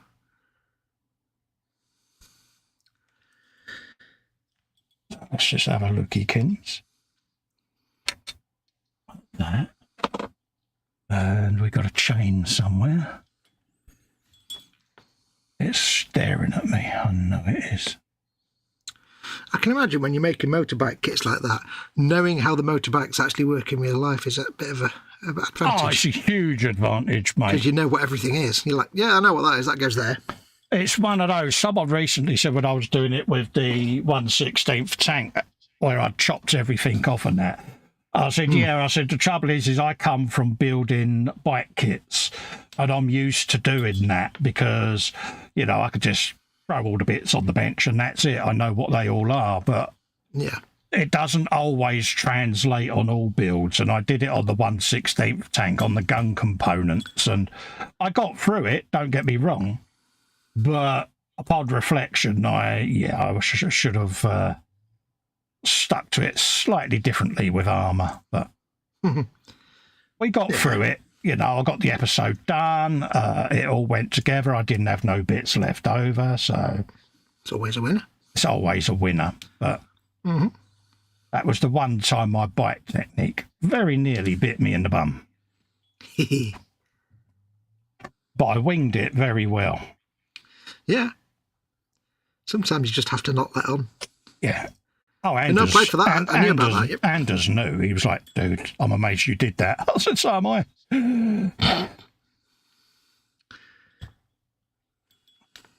But yeah, it does help, I must admit. You know, it's strange because when I'm doing these builds, I then really, really start missing the bike days again. It's strange. No, it makes sense. Yeah, no, and that's the thing I noticed with doing the bikes. Probably why I don't do as many now as I once did, because you do start reminiscing and pining for a bygone time. And yeah, you get a little bit of the sad, don't you? Because it's something you used to do all the time. Exactly, and I do miss it, you know, and it's just one of them, innit? Yeah. I miss it all the time. Anything that you used to enjoy that you've not done for a long time that you can't do anymore, you're reminded of it. It's quite tricky and tough. Of course it is. It gets you thinking, doesn't it? And yeah, normally H just goes, oh, don't be daft, come on. You know, but she knows and she understands. She's incredibly supportive, you know, and knows that, you know, even now, you know, with the driving, she's very guarded about talking about driving and things because she knows deep down I do miss it. But I'm also practical enough to know that the right decision's been made. But I know what she does. She doesn't dwell on it then, let's say that. Yeah. But, yeah, I do miss it. But then when you're a passenger and you see some of the complete and utter stupidity on the roads. Oh, God, yeah. That's when you kind of don't miss it. Yeah, you're like, you know what, I don't mind now. Yeah, it's like, really, you do. You sit there and you think, what on earth made them think that was a good decision? And I think it's because I'm assuming that they're thinking. Yeah.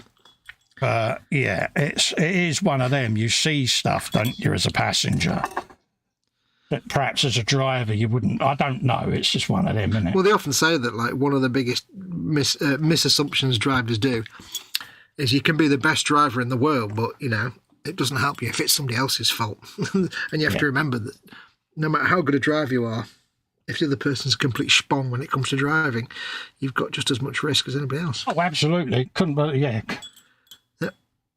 Couldn't agree more there, mate. Because no matter how safe I was on my bike, I still got taken out by a drunk driver. Yeah. So when people say, I'm not any risk, I'm a really good driver, it's like, yeah, you are, maybe. But what about the other person in the other car that hits you? They might be a terrible driver. No matter what all my years of riding had taught me, it was still that one moment. That's all it took. It doesn't have to be you that causes the problem. Yeah. And, yeah, it just goes to show you, folks. Fox's golden rule number 1, people suck. I see it all the time, you know, when H is taking me to the hospital and stuff. And you see people do things and you're like, really? How on earth did you get a licence? Yep. It's that look that they seem to give you of, what did I do wrong? Yeah.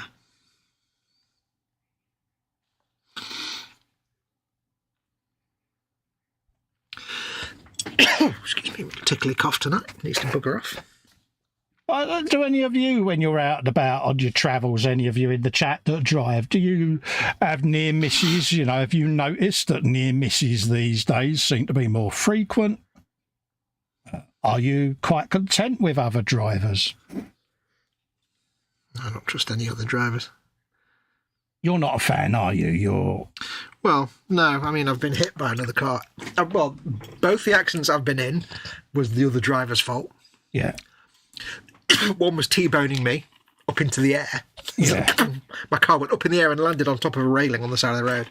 And all my brain went was, oh, look, I'm flying. And the other one was an LG. Why does that not bloody surprise me?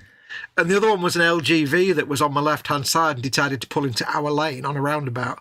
Yeah. Without checking that we were there, and all I was aware of was sitting in the passenger side of this car with an enormous LGV wheel right next to my head.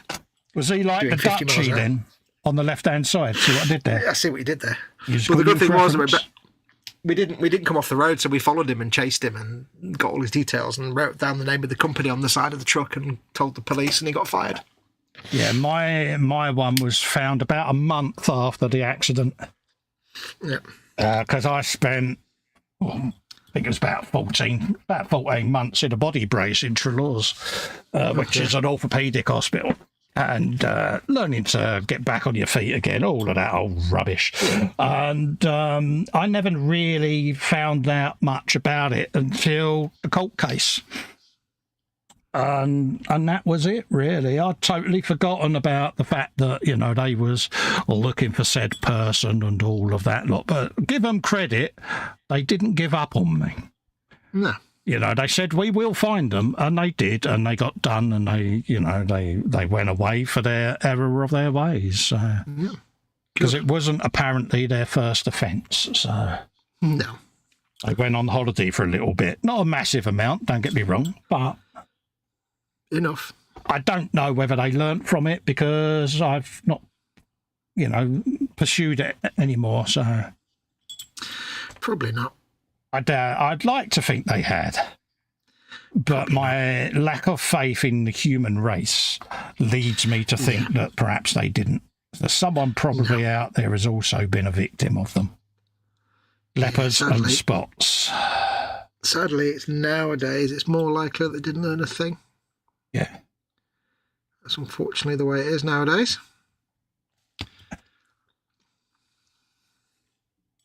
Yeah, it's a sad indictment, I know. Perhaps I should be more compassionate of other people, but at the end of the day, they shouldn't have been drinking, should they, and driving. Simple. No. You know, call me an old hippie, but it's pretty basics at the end of the day. Come on. No, if you're stupid enough to get in a car driving after drinking, then you get no sympathy from me. No. And they're not going to learn. They're not going to change. No. I'm afraid. No, I don't think they are, mate. And, nope. Yeah. Like you say, it's a shame. What can you do? Right. Yeah. I am now thinking... Oh, God. I know. I'm now thinking that we're getting to the point with this bike where it can go on the jig. I'm definitely not feeling this paint job. Do you need to start something else, mate? Take your mind off of it. Yeah, it's a shame because I want to paint it, but I'm just definitely not.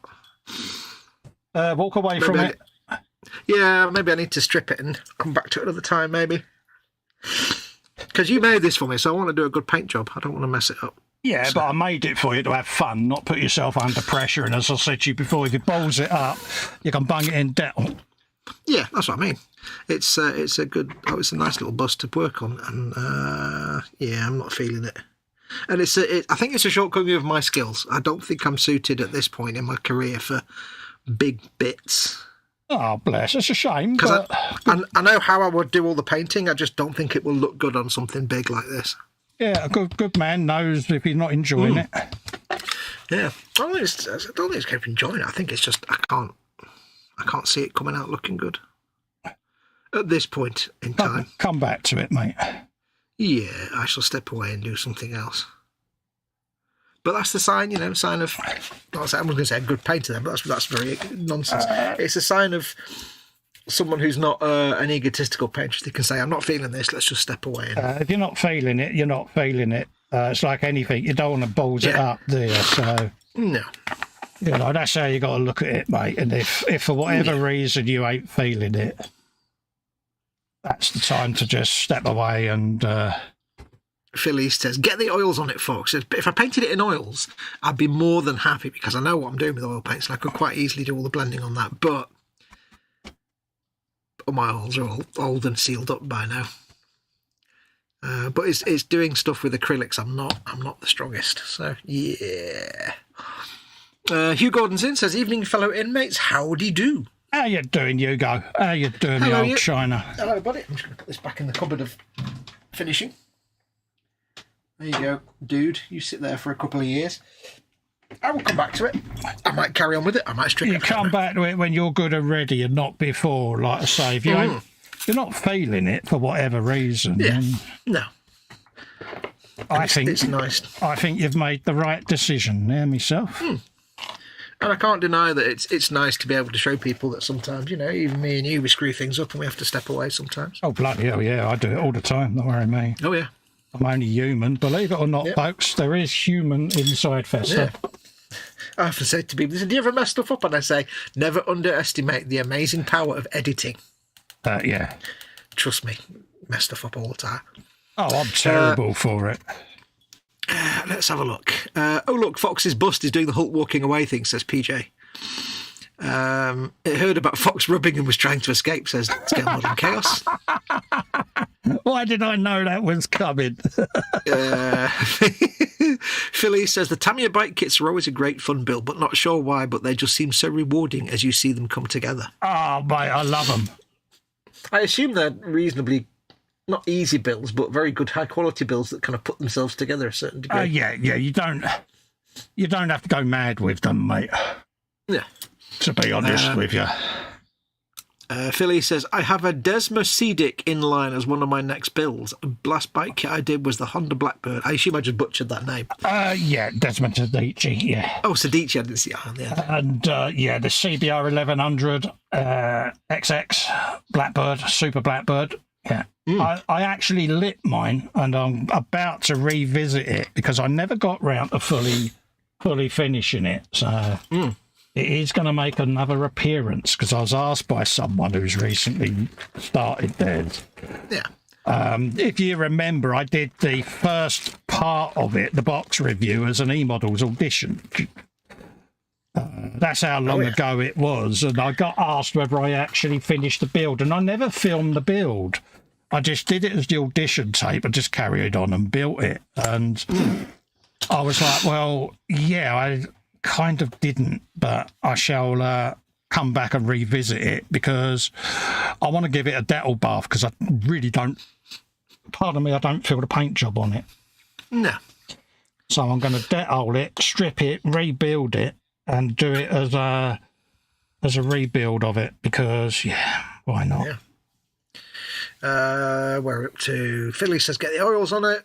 It's make your mind up time, Wolfie says Hugh Gordon. Andy says I agree with Phil, try blending oils on it. Yeah, all my oil paints by this point are so old and crusted up I probably couldn't even get them open anymore, most of them. Hugh Gordon says I step away all the time from the pan usually. I see what you did there. What shall I paint then? No, I mean, I've got stuff there that I started painting, and, you know, if I'm not feeling it, it goes straight back in the dental bath. It's nothing to be ashamed of. I've done it, you've done it. No. You know, we're only human, believe it or not. I might as well paint some of mine. The only thing I've got primed and ready to go is my Cromlech Orc greatcoats. So they're kind of Deathcore Krieg. I'll paint them. That'll do. More Deathcore Krieg.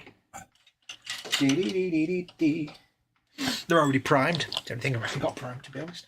You paint what you're comfortable doing. I'm comfortable painting anything, as long as it's small. I think it's just, yeah. I mean, I could do it with oils, and I used to paint oil paintings. I used to actually do proper painting with oil paints, so I'd be perfectly comfortable doing blending on that. No problem. But yeah, I haven't got the oil paints, and it's like anything. If you're not feeling it, it's a shame. Don't get me wrong, but.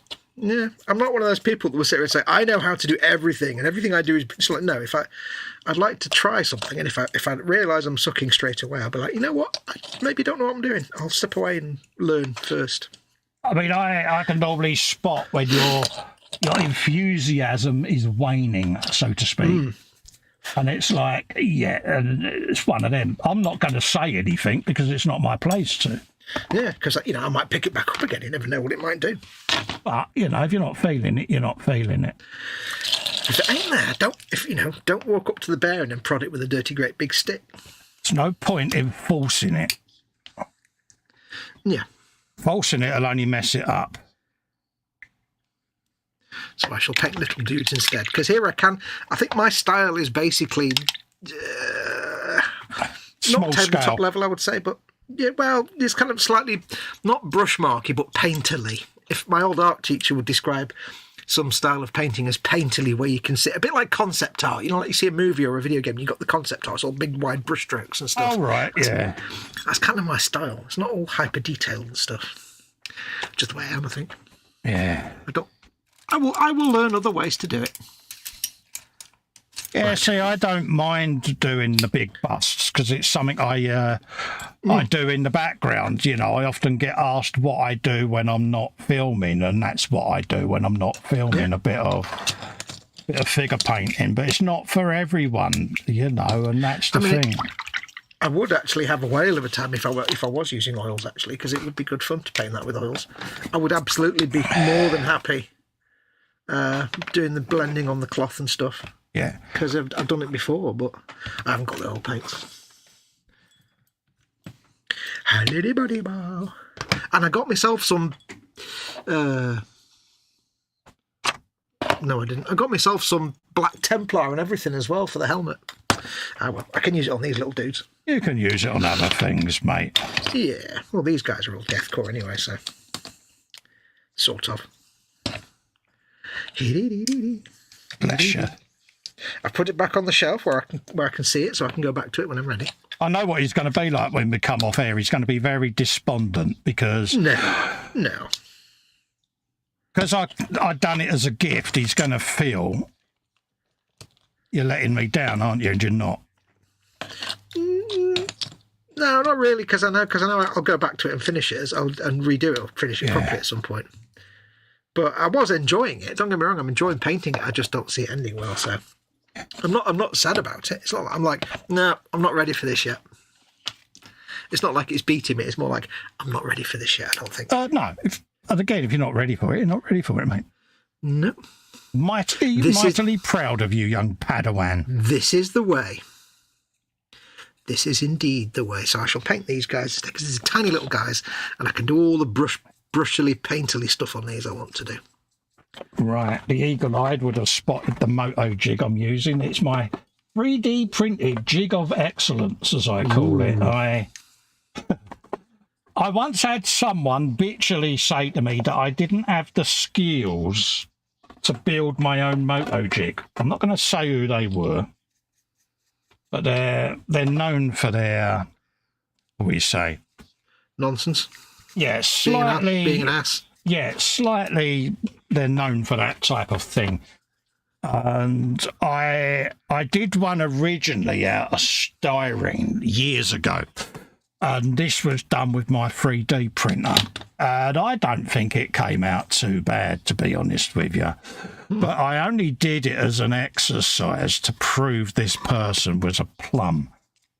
And the look on their face, one, when they saw it, and two, when they had the cheek to ask me to do them one, and I politely said, no. GTFO, thank you very much. Yeah, it was just one of those moments, and this was all designed by my good self on my own CAD program. And it's fully functioning. All of these are height adjustable with all the little knurled screws and everything. This all slides backwards and forwards and does everything I want it to do. But I just got that satisfaction of proving someone wrong that was a bit of an arrogant a-hole, basically. Yes. So if you're out there watching this, I've got a moto jig and you haven't. I don't know who he's talking about, but I can have a few guesses and probably be right with one of them. So, yeah, they like peas. Oh, yeah. But yeah, there's certain things you don't say to people, aren't there? And I'm one of them people. No. If someone says to me, you haven't got the intelligence to do that, one, I'm mortally offended. But two, it's like, yeah, I'm going to prove you wrong.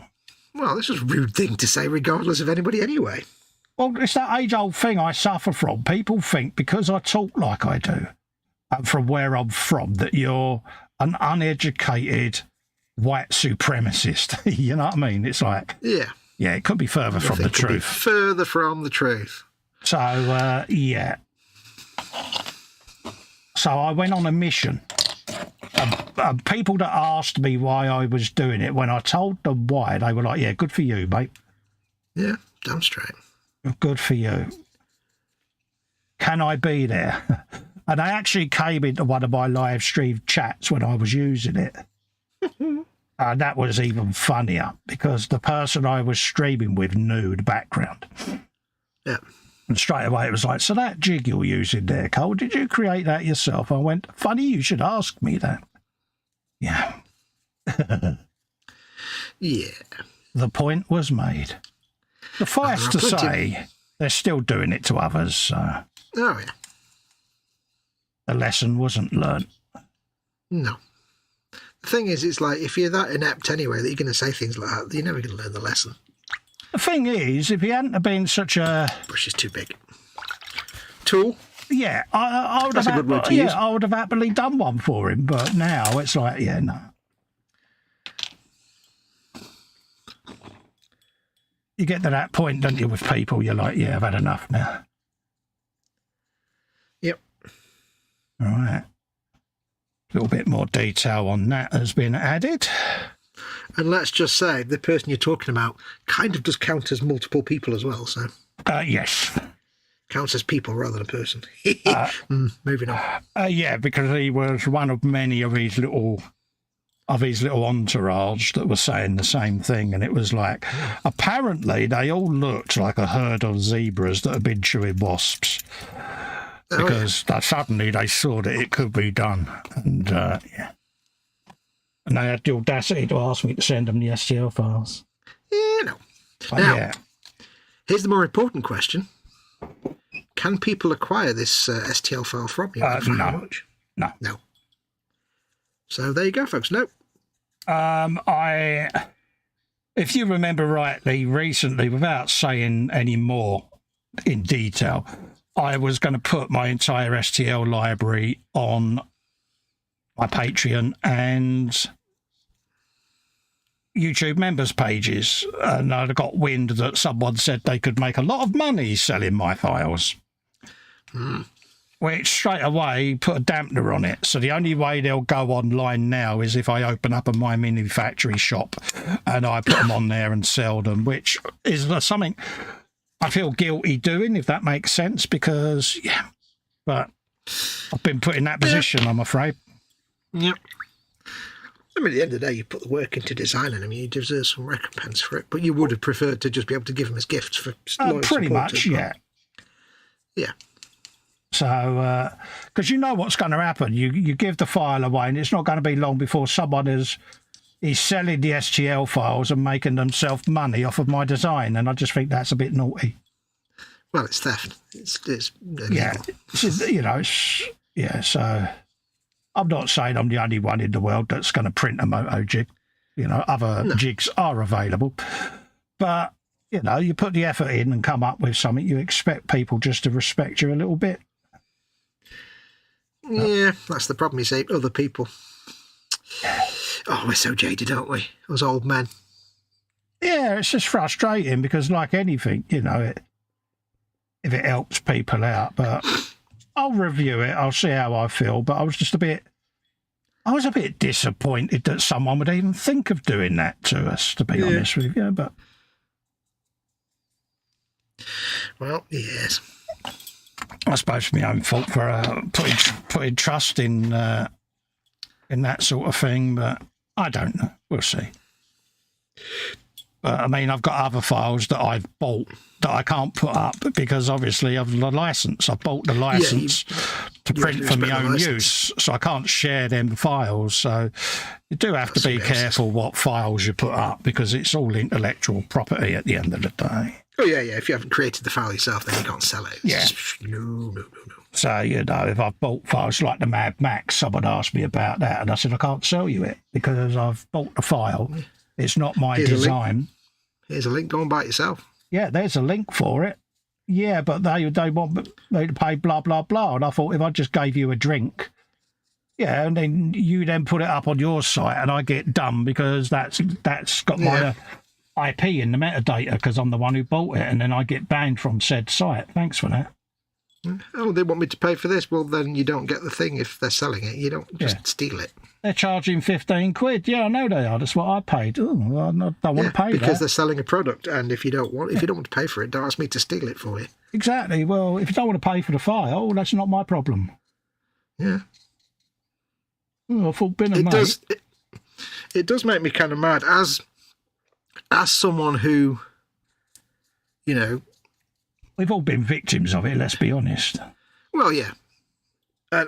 For me, as someone who, you know, was a creative and did, you know, music and stuff for a long time and had an album of music, which I was selling, this whole thing of, you know, the kind of people that think they're entitled to things and just take them and copy them. And it's like, actually, no, because, you know, pay the artist that created the thing that you want because they put a lot of work and sweat and tears into it. And they deserve compensation for the work they put in for the thing that you're demanding for free. And there's a lot of entitlement nowadays, which just drives me nuts because it's like, no, nothing is free. Somebody's put, you know, nothing just appears. People put work into these creative pieces. It doesn't matter what it is. It's like people say, "Oh, I don't want to buy that video game or that album, or I'll just pirate it." It's like, well, you're not respecting the person that actually made it, so you could watch it or listen to it or whatever it is you're taking. It's the Napster generation, mate. Yeah, and then you wonder why these people stop making stuff and you can't get them anymore. It's because you're stealing it.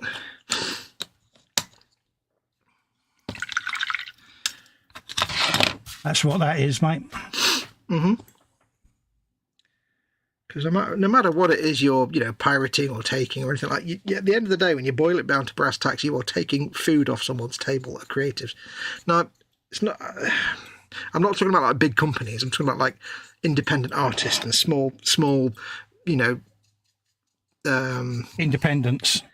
Yeah, and like it's like the whole thing with resin recasts and things like that as well for little small garage companies. All the same thing. It's like you're literally taking food off the table of the person that created that and is selling it to earn money, pay their bills. So I have very little truck with those kind of things. Huge problem now, isn't it? Yep. If you want something that somebody spent a lot of time making, pay for it. Don't expect it for free unless they gift it to you. And if you ask, you don't get.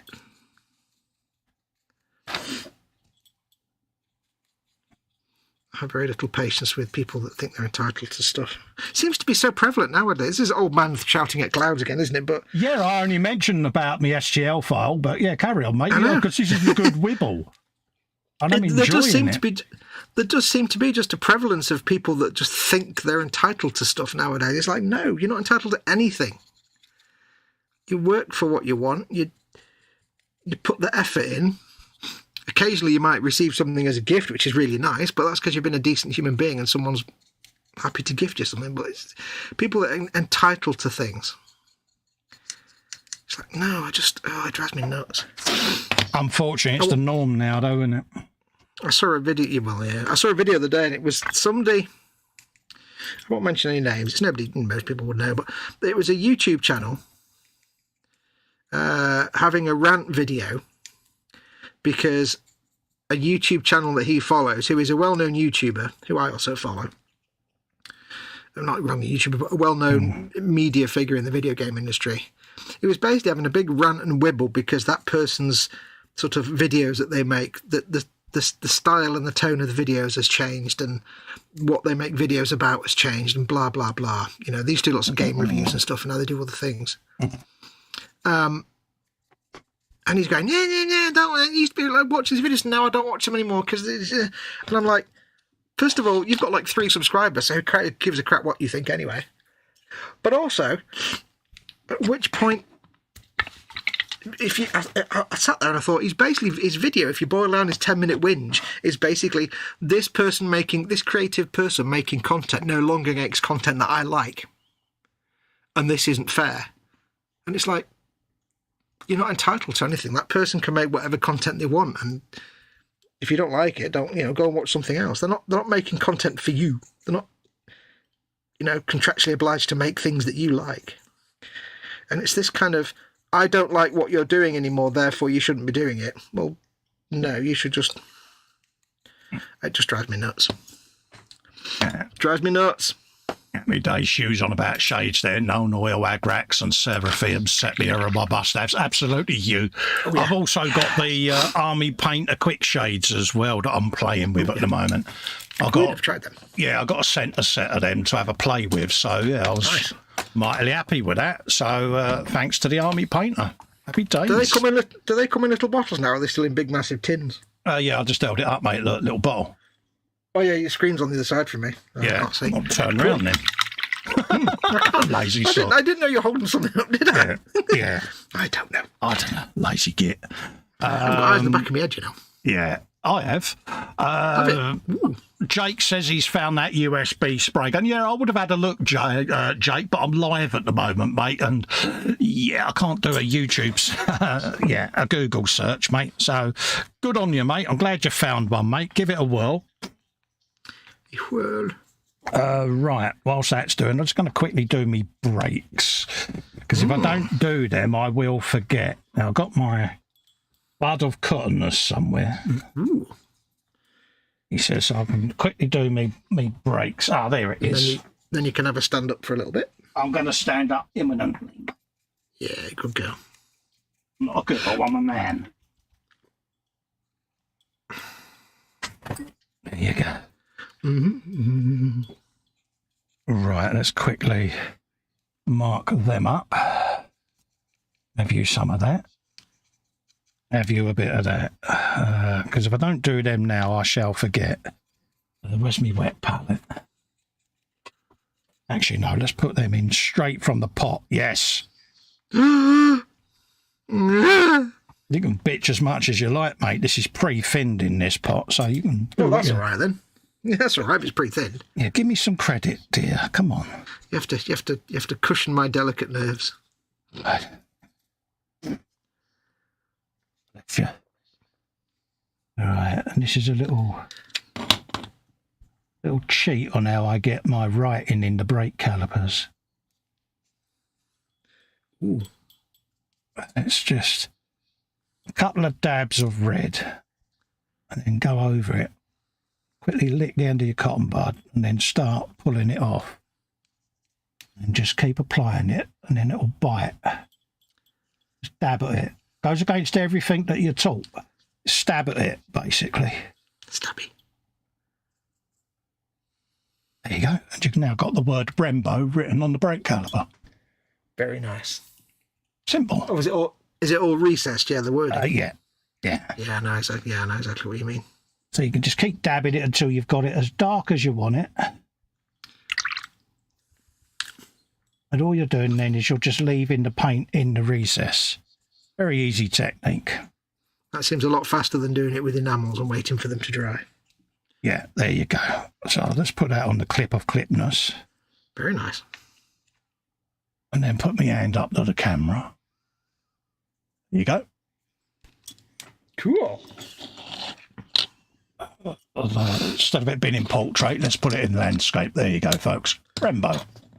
There you go. Brembo. You do get decals for it, but I just think paint always looks better. Yeah. Very quick, easy process. It's a bit more industrial looking when it's recessed anyway, isn't it? It looks a bit more like proper machined metal type stuff. Yeah, it just gives it that intended machined or manufactured look. So yeah. Like it's a chunk of iron with the words carved out. Yeah. So we'll have a bit of that. Have you a bit of that? And then do the same with the other one. Oh, you went all northern. I like it when you go all northern. I did. The other one. Not that one. The other one. You could quite possibly get away with a northern accent in a northern pub, you know, maybe. I like that. I think it's the chippy. Yeah. To be honest with you. Where's your chippy man from exactly in the north? Do you know? No, I don't actually. I'll have to ask him. Yeah. I think it's up Yorkshire, north of Yorkshire way. He's proper. Oh, okay. Got that real deep, north lad type, you know. Bit like that, some gravy with chips. Yeah, really proper arc right and all of that lot. Yeah. I'll have to ask him, mate. I'll get H to ask him when she's next up there. Yeah. But yeah, he's certainly not Midlands. He's proper flat cat north. Yeah, up in these reet. Yeah. How far up, I don't know. It's further up than I am, put it that way. Next time H goes in, next time he says, because he does stuff for you specially, doesn't he? He does yeah. Just get her to say, there's reet good to us, that is. Yeah. Yeah. That knows what we like. Good. If I ever come to visit you, my friend, you know where we need to get food from. Oh, yeah. It's got the point she can ring him up when she's on the motorway heading home and she'll say, I'll be in Basingstoke at XYZ. Yeah, no worries. What are you having? The usual? Oh, yeah. She goes, yeah, no worries. She says, I'll do a nice fresh pot of gravy. Good man. Oh, yeah. We had chippy yesterday and it was... I'd not ordered mushy peas from this place before. Yeah. But it's one of the few local ones that does decent haddock, and they do really nice. It's like big haddock, and it's really sweet flavoured as well. It's like they've dipped it in sugar. It's so nice. Oh, right, yeah. But I've never had mushy peas. I thought, I'll get some mushy peas, because I've never had mushy peas from these guys. Yeah. So I ordered like a regular gravy and they do this tartar sauce, which is quite nice, but I ordered large peas, because I thought, I'll get a large one, I'll give some to Mama Wolf. Dear God, the pot was enormous. Really? It was like a litre of mushy peas. I'm like, I'm in heaven. This is an entire litre of mushy peas. This is the best thing ever. Oh, yeah, I'm mightily impressed. Standing up time. Standing up time, good lad. Good lad. Oops. Where did I put... did I put that bottle? You put it in a special place. I did. I've just got to go on an investigatory... explore. I've got a bottle of pre-made wash. I say wash. It's a pre-made paint that I use for my forks. It's a little mix, and I can't find it. And which means it's staring right at me. Yeah. But I can't remember whether it's in a pot or whether it's in a Vallejo bottle. I think it's in a Vallejo bottle. Murphy's Law says you probably literally picked it up about 4 or 5 hours ago to get ready and then forgot you instantly forgot you picked it up. No, because I couldn't find it when I was looking overnight. Ah. I've got a feeling I know where it is. So we find out. I've just got to move stuff. And luckily for me, I was stood up anyway, so... I had that the other day. I was looking for my torch. I've got a little torch that I use when I need to, like, fiddle with any wire around the back of the TV or anything. I'm checking stuff. I can't quite see very well. Mm-hmm. And I couldn't find this damn torch, and it's always in this room because I only ever use it here. If I drop something on the floor, I use the torch. And I was like, I spent all day looking for this damn torch, and in the end, I went downstairs to make a cup of tea the next day, and it was next to the kettle. I'm like, why is it there? Yeah. Why is it in the kitchen next? What? No idea. No idea. We've got one of them Welsh tidy mouses, but it just puts it in the wrong place. Yeah, tell me about it, mate. I have that habit where, like I say, I keep painting all kinds of different storage solutions, and I've got a feeling it's buried in here, so it won't stay in here now because I've got more bikes I need to paint. So if it ain't in here, then I've got no idea where it is. Did you lose it after you had your last tidy up and reorganisation, or was it before? I can't remember, mate. It's probably when I did my last bike, to be honest with you. Because you did a reorder recently, didn't you? Last few weeks. Yeah, no, my paints are kept in a certain way. That's cherry red. Cherry red. Yeah, I got a little specific bottle that I used, but no, I am right. This is literally just the Vallejo stuff in there and my homebrew candy apple. Okay, so it's on the bench somewhere. It's not in the Vallejo thing, so it's going to be in one of my bottle racks. Okay. Now, see, if this was Sesame Street, this is where Grover would appear and start helping you go back through your memories of where you had things. No, I've already got Grover. That's you, that is. You're Grover. How about here? How about there? How about here? How about there? And it's like... I don't know. Oh. Oh, look at me. Have you found... Oh, I thought you'd found something interesting. No, that's... Were you making noises? That would be an ecumenical matter. There was a sudden movement of various low viscosity substances. It's basically overstretching, mate. Yeah, we are men of a certain age, dear. Let's be honest. Yeah. We're not good with like shear forces. No, unexpected shear forces. No. Right, let's put all of that back then. I don't know why I've got a phone case from the early 80s sat there. I've got one of those. Yeah, I've got like why? I was under my bench the other day looking for a bit that I dropped, and I found like an old Nokia phone charger. I'm like, A, why is it in this room and under the workbench? And B, why have I still even got it? I've had one of these phones for like 20 years.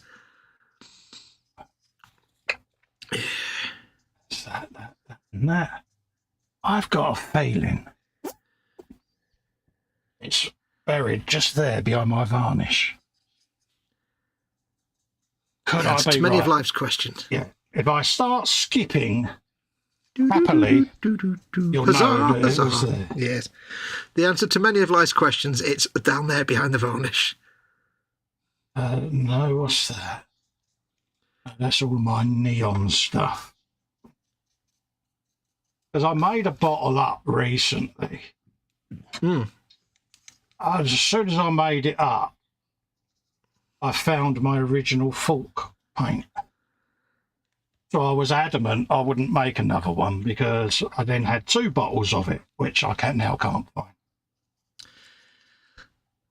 One day you'll find like 6 bottles of it all sat around. You'll be like, damn. Yeah, but it's quite specific. But if it comes through, I should just make another one. Yeah. Then I'll have another pot. You can't have too much fork paint. Fork handles. Yeah, but it's just frustrating when you know you've done something. Yeah. I've got one more shelf to check. It's bound to be. Got a feeling I'm close, put it that way. I think that might be it there. I'm delicately moving stuff here because I've got one hand gripping the grab rail. Yep. And I've got no idea what that is. But no, that's not it. I'm today learning how difficult it is to actually get paint under the greatcoats of these greatcoats. Dudes, it's actually really hard to get the brush under there. Yeah, that's exhaust wash. If you're painting these Cromlech greatcoats, you might want to paint them before they go on the base. Oh, right, yeah. Mount it on a little stick on a cork or something, because it's really? tricky. Yeah, you wouldn't want to paint the inside lining of the coat a different colour, because there's no way you're going to get in there and paint it. Not it either. Dee-dee-dee-dee. Dee-dee-dee. See the direction this is going in? Yes. Let's make up another mixture. I shall have a look at chat while you're rummaging. Yeah. I'm just at the other end of the bench at the moment. Let's have a look. Philly says, I got a lot of them when I got into mini painting. They come in useful as filters for weathering on scale kits too. That's the pastels and stuff. Oh, yeah, definitely agree with that. Yeah, the earthy tones, the sand and stuff, they're really nice for having that kind of like Tamiya. They work really well on German grey colours. Where are we? Hugh Gordon says, Fuegan Orange and Cassandra Yellow are on my list at the moment. Cassandra Yellow is so good. Oh, it's a beautiful colour, isn't it? Yeah, and Fuegan Orange is a great dirty rust wash colour. It's just great. Yeah. I tend to get a couple at a time and decant them into empty, clean Tamiya glue bottles. Oh, good shout. I have all my Judo Wee paints in droppers. It's possibly overkill, but it works better for me, says Phil East. Yep. He also says, proper Yorkshire, God's own country. It is. Oh, yeah, he's a good fella. He's always looked after us. Yeah. Hugh Gordon says, on that note, if anyone has an empty Tamiya bottle, glue bottles kicking around they don't need, I'm willing to pay. Phil says he'll keep them for him. Hugh says, thanks, Phil. It'd be like a kid waiting for the fairy bottle again. I decant all my paints and I use them as brushes, my old Tamiya bottles. Were you ever like that as a kid? You'd wait for your mum to finish the washing up bottles so you could make a squeezy bottle to play games with. You know, yeah, water still fights. do. Have you finished it yet, Mum? No. Yeah. And then occasionally you go in and empty it and say, look, you finished it now, haven't you? I'm that kid off the Fairy Liquid advert. Whereas Steve, our mate Steve, he'd be there waiting for his mum to empty it so he could make a spaceship out of it. Oh, yeah. Haunted Halloween says, looking Skellington Warhammers. Oh. You may need to expand on that one. Yeah. Yeah. Don't know what you mean. Are you looking at Skellington Warhammers? Hugh Gordon, but with 10 hot glued together, some diligent use of LEDs, paint and the spares box, I'm sure some wacky sci-fi would work. Yeah. But he needs them for shades. It will work better than a fairy bottle covered in pipe cleaners and bog roll, mate. That was my best effort. Yeah, it might not be the most impressive homemade rocket with a Tamiya bottle, though. Okay. Hey. Right, so with these little guys, I am basically doing them in the Deathcore colours, so I'm doing exactly what I did on that big bust. Oh, Starting right. from scratch. So I'm giving them a coat of the Fang. Oh, it's right in front of me. Oh. Yeah, they're in there. Oh. Yeah, they're in my Tamiya rack there, so there you go. Oh, it's always the way, though. I knew I'd done it because Foxx. The clue's in the word, Foxx. It's like... Yep. And I was doubly sure. I wrote it on the top as well. Foxx. Today has been a good lesson for the viewers that me and you do all the dumb crap that they do, just as much. Yeah. We're not anything special. Yeah, the reason I'm quite anal with this is what I use for my MotoGP bikes. And it's a blend of different Tamiya clears that when sprayed together give me that look that I'm after. It's quite a specific yellowy orange blend, and I made a big pot of it, and you don't need a lot. But yeah, for me, it just makes it. And I'm a little bit obsessed with this colour, but... It's exactly what you need for that job, isn't it, basically? Pretty much, yeah. And nice. I'm happy now I found it, because, I would have got me teddy bears out otherwise. Right, let's find a disgusting, dirty piece of raggy. And... Is there any other kind of raggy? Yeah, we're not going to spray a massive amount of it, so I'm not going to bother getting the booth out. No. It's only Tamiya anyway, it's not lacquer. There's going to be a wee tinsy-wincy about. I'll get the USB airbrush on it if it comes to it. Yeah. Right, that is, of course, if it is the colour that I'm after, because I've not actually looked at the colour that they're calling out. Oh no! But being that I've put in this amount of effort, blow it. It's going to be the MotoGP colour, whether they like it or not. Given that you put all that effort in, can you guess what colour it's going to be, kid? It's going to be the right colour. Yeah, funnily enough. Is it the colour you want? It's the colour it needs to be. Oh, it is as well. Brilliant. Oh, man. Nice one. Oh, I'll put it this way. It is now. Okey dokey, let's... It's true, though, that when... There's nothing like that feeling when you spent an hour looking for a piece on the floor or something like that, and you finally find it. Yeah. All scent testers, mate. Yep. Right, let's see whether or not we can put a bit of that on there. Let's stretch up. Eek. Are you okay for me to step away for a minute while you're doing that, or do you want me to wait till you're done? You carry on, mate. I can be doing whatever. You, as I said to you before, you deal with stuff that you need to deal with. Don't worry about me. Okay. All right. I'll just finish painting this. Yeah, if you've got to step away, just walk away, mate. I know where you've gone. Do. I know. Right, I'll go. I'll be back. Yeah, no worries. There you go. Because I'm literally just going to be masking these off so that I can give these a scoot over with my Folk Orange for Foxx. Just want to mask this off.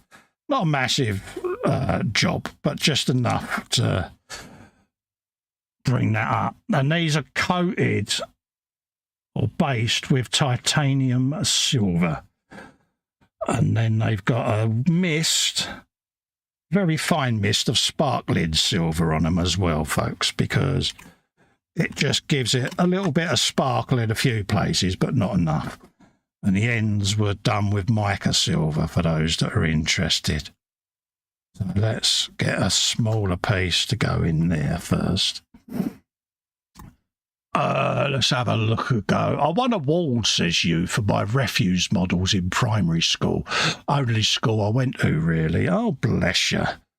Yeah, I got into modelling through an uncle because I used to spend a lot of time away from home because home life wasn't the greatest. That's all I'll say on that.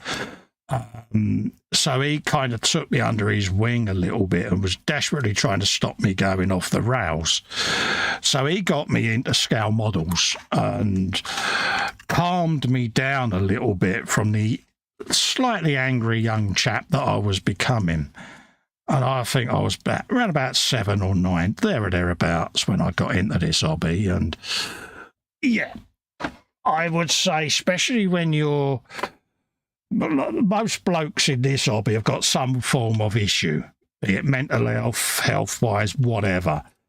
And this hobby certainly brings your ability to deal with the worst things in life. It kind of helps you with it. That's what I've found. I don't know whether you all find the same. But it certainly does make a huge difference and help you. I enjoy it, but like I say, I've been doing this, what am I now? I'm 56, so yeah, nearly 50 years. So yeah, it's funny how you come back to it. It was the wife that got me back into the hobby when I had to take retirement, when the old health took a turn for the worst. And she said, look, I bought you some models. It'll give you something to do. It might help take your mind off of things and see how you get on. And that was it. And I used to do it out in my old workshop in the garden. Big 20-foot workshop that I had out there. And then I keeled over out there one night and was there for a while before I got found. And she then wanted me to come indoors because it was safer. So, yeah, that's what I did. So let's just get a bit of IPA or a bit of airbrush cleaner in there just to give that a scoop through. Philly says, as a model builder, I often tend to be one of the younger ones. Yeah, I mean, I'm 56. I'm not sure. How old are you? I think you're a couple of years older than me, aren't you? And I'm back. Yeah. I mean, I'm 56. Fox, I think, is 52, 53, there or thereabouts. 53 now, I think. Yeah, you old git you. I know, dead old me. Right, let's get a bit of that in there. Let's check that. Give that. Do. Were you up to date with the chat? Oh, yeah, I was just picking bits of chat out, mate. Lovely. Yeah. As near as that, I didn't scroll up, though, because, yeah, that would have involved... Okay. You know, that would have taken, ouch, that would have taken me to a land that I hadn't been to before, you know. A land of no return. Yeah, scrolling up is, you know, very difficult. You've been actually very good in the last few months about scrolling up recently. Yeah, I'm trying to educate myself, but... You're getting there. Yeah, we all know what happens when I try that. It lasts for a few days and then goes remarkably wrong. Yeah. We have there's a couple of like group chats that Festa and I are both in part of, where there's other people involved. I really know where this is going. And it's always a frustrating thing for me sometimes because it'll be like somebody, either me or somebody else in the chat will at Colin and say, ask a question or something like that, or put something that's for Colin's attention. Yeah. And you think, right, I've put that in there, I've atted him, he can see that now and he can answer the question. But then other people in the chat start talking and it's like, oh, it's gone off the top of the screen, forget it. It's like, oh no, just everybody shut up for 5 minutes. Bless him. But we wouldn't ever want you to change. Exactly.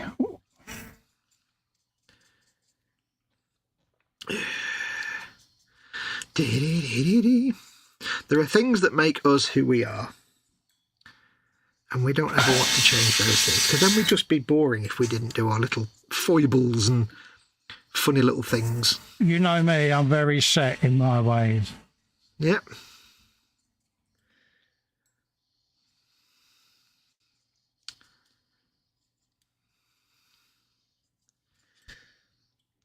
Wouldn't have me any other way, dear, would you?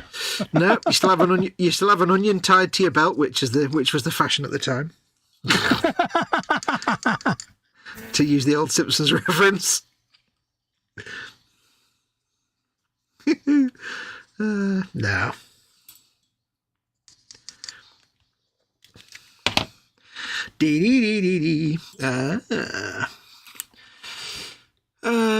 PJ says, with a couple of short breaks here and there, I've been building models for 61 years and I'm still learning. Absolutely. Nobody ever knows everything. Always learning. Oh, yeah, I know nothing about anything and anything about nothing, but I'm happy. But 61 years. So you started building when you were what, in your 30s? Oh, brutal.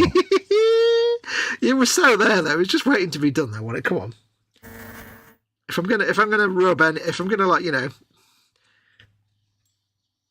burn anyone, it's going to be PJ. He can take it. I had heard. I was young when my brain is still 14, says Hugh.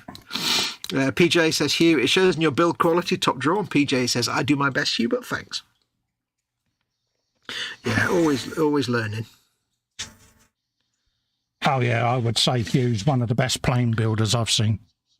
I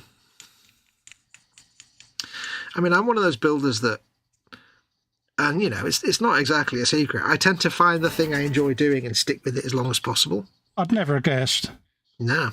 Until the next shiny thing comes along, and it's just the way I've always been. So, and I'm always like, I'm not open to learning new things in one way. It's like I don't go out my way to learn something new. Yeah. But what I do is I do what I enjoy and I stick with that. And usually in the course of doing that, at some point naturally, I'll just end up finding something new. Yeah. A process and stuff. So I don't go out my way. I'm one of those people that I don't like to learn new things deliberately. I don't go out my way to do it. I know you're different. You like to do new stuff. Yeah. I'm the other way. But I just organically learn new things as I go along. Which is frustrating, I suppose, for some people. But if I didn't think there wasn't something new I could learn in the hobby, I'd stop. I'd still be perfectly happy, I think. I have to feel that I'm learning new things. Yeah. It makes perfect sense. It's just the way you are. I'd be perfectly happy, but there you go, Jake. USB airbrush, Foxx painted. There you go. See, very nice. So, just in case you're wondering, mate, not the most powerful of airbrushes. Don't get me wrong, but if you sit there and just caress and softly do it, it'll get paint on there. But certainly in this environment, live on air, no fuming extraction. Yeah, this is where it comes into its own.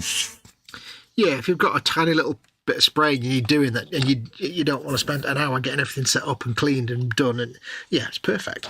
It's perfect for those little quick jobs, isn't it? Yeah.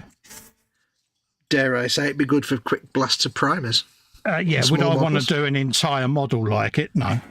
No.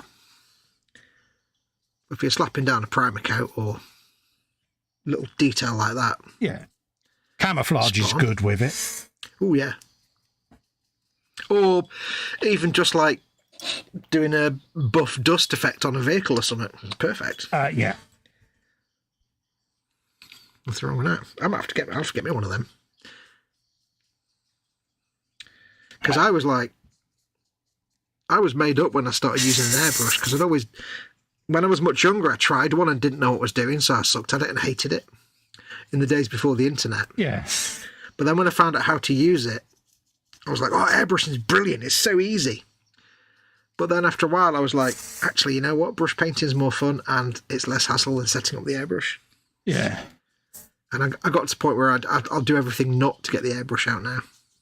Yeah, I mean, lately I've struggled with my brush painting because I've had the shakes a lot. Yeah.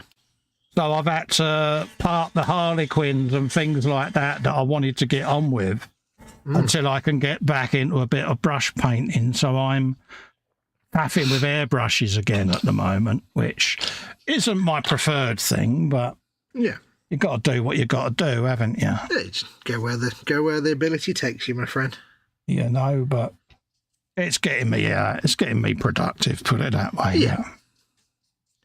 But I mean, I just got lazy. It's like when I wasn't doing Gunpla, where an airbrush is kind of vital, I was like, you know what, I really can't be bothered getting the airbrush booth out and doing all the cleaning when I could just brush paint this bit. There you go. Yep. There you go. And it's nice not to have to go through all that setup. Oh, yeah, definitely. Plus, it was always a pain in the bum to film as well. So there you go. Foxx paint, Cole. Foxx and if I lose it again, it's in the paint rack right in front of me with the exhausts stuff. There you go. Just saying, folks. Do you need like a trail of post-it notes from your computer monitor going all the way to where it is to point them? Why I have so many post-it notes, mate. It's the one thing people normally say when they first come in here. What's with the post-it notes? Whenever I used to work in offices, I was well known for having like the computer monitor with like 1,000 post-it notes all stuck around the edge. Yeah. And people were like, why have you got that? And I said, well, you know, like when you get a call and you have to go and flip through the guide on how to do stuff, and you're flipping through this thing that sits on your desk with all the little plastic squares with the page. And yeah. I just look at the post-it note. Yeah. So much like me, that is. If I didn't have so many post-it notes, I'd get lost, mate, easily. I've got on my computer monitor right now a post-it note that's been there for so long. It tells me that it reminds me that when I paint Mortarian, I need to do a shout out for a chap called Derek Gutowski, who asked me when I was going to paint it about 5 years ago.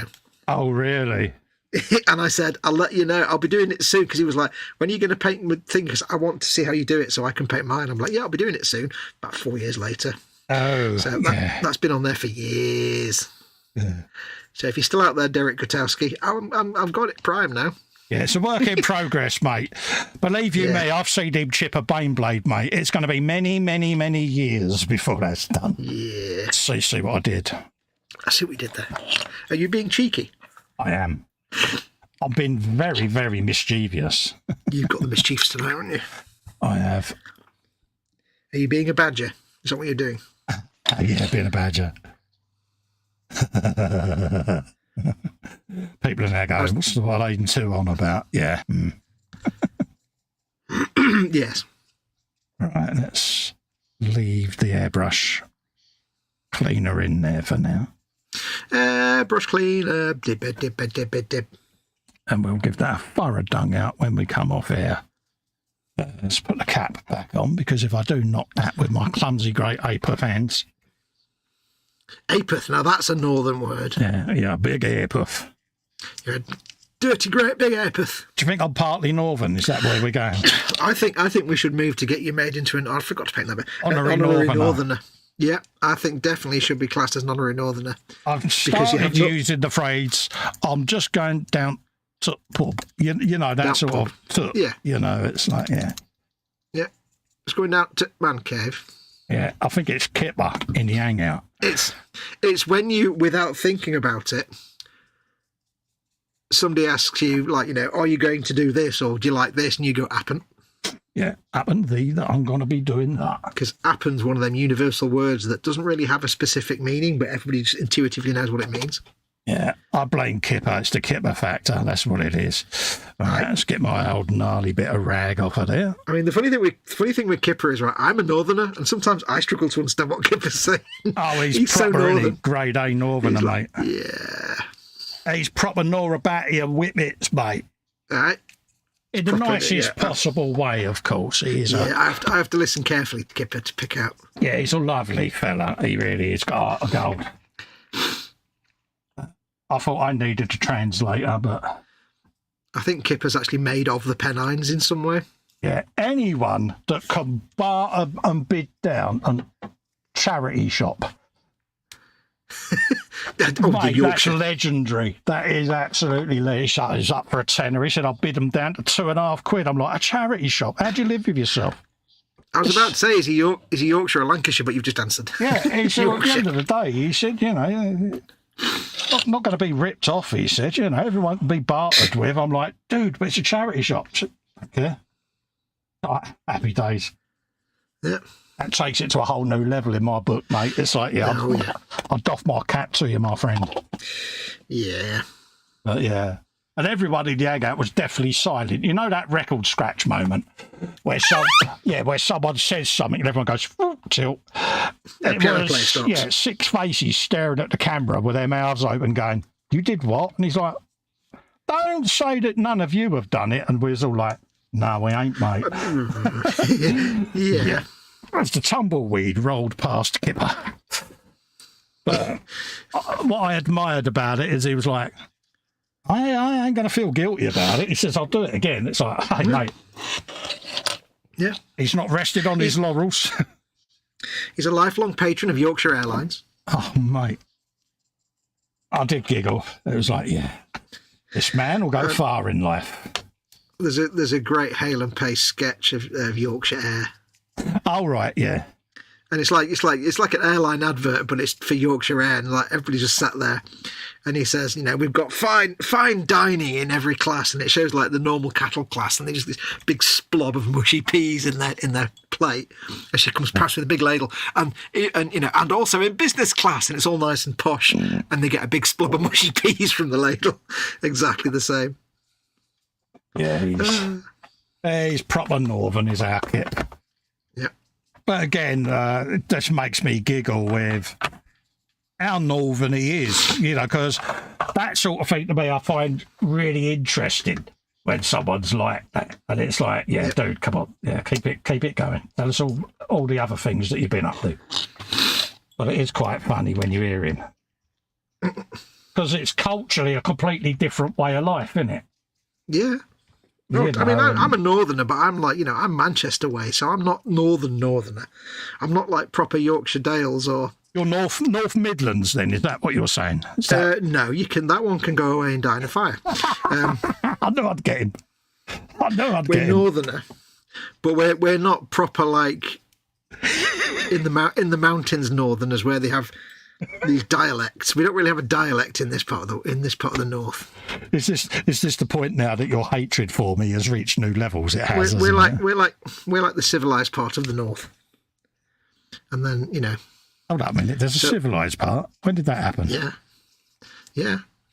We're not quite like the Derby Dales or the Yorkshire Moors or anything like that.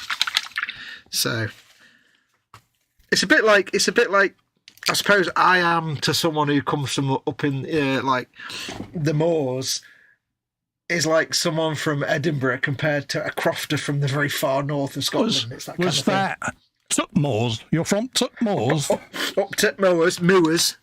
Going Tutmoors. Yeah. Broadmoor. See, it's funny. My mum, she reckons I've lost a lot of my accent since I've moved down here. She said, you have lost a lot of it. She said, it's not as broad or as gruff as it once was. I was about to say, what was it originally? But again, if you're not aware of changing it, then you wouldn't know. Was it more of a kind of East End accent, do you think? Yeah, it was probably more pronounced than it is now. You know, every now and then I go into phone voice mode. Yeah. You know, so, it has changed from what it was, but, yeah. Yeah. I don't talk in slang rhymes as much as I used to, because obviously I don't need to. I've never heard you say, what? Yeah, all right. And I don't often hear you go, nah. Nah, I don't think I've ever heard you do that. No, it's one of them, innit? I go into Dot Cotton every now and then. Oh, I say. Yeah, but no, it's one of them. I've always been quite metronomic in this speech. I think that comes from doing the Doors for so long, where you had to have a very relaxed demeanour and be quite firm but blunt, if that makes sense, at the same time. Quietly spoken but carry a big stick kind of personality type. Yeah. Speedy once related to it. He said you got that soothing voice, but they in a way of, you better carry on listening, otherwise I'll give you a dry slap. You know, he said there's soothing, but you are going to get a slap. He said, and he does find that quite interesting, but Tony was always fascinated by my accent. Only Fairclough. Oh, yeah, he's fascinated by that kind of stuff. To the point he'd have a list of things he wanted me to say. He'd have all these sentences. Can you say this? Can you say that? Especially if it was definitely northern way or northern phrases. But he'd want me to say them in gore blimey mode, and many an hour of fun was had with Tony doing that because he was easily pleased. I mean, I've never ever heard you speak like a Pearly King kind of voice. No, it's funny, but if I was to stay up with me cousin for a couple of weeks, it would come back because we'd be going around some of the old haunts. So, of course, everyone still speaks the lingo, don't they? Yeah. Hugh Gordon says, Wolfie, Edinburgh is nowhere near the far north of the British Isles. That's what I'm saying. I say, me where I am around Manchester, I don't mean distance-wise, I mean, like, culturally-wise. Someone from, say, the far peaks of Yorkshire is as remotely northern from me as in the culture. It's how like you say I'm a northerner, but there can be lots of different types. Not in the same way that a crofter's not really much like somebody from Edinburgh or one of the major cities, but they're still Scottish. They're still northern. But that's what I mean. The difference between me and someone from the Derby Dales is North of Watford to me, mate, is north. Yep, north. I don't mean like distance and stuff. But where are we up to? My best advice to... hang on. No, let's go back a bit. Scale modelling chaos. Hang on. No, before that as well. We've got a load come through. You're dead to me, Fox, says PJ. So you can give it out, but you can't take it, hey, PJ. Show us on the dolly where the guru hurt you.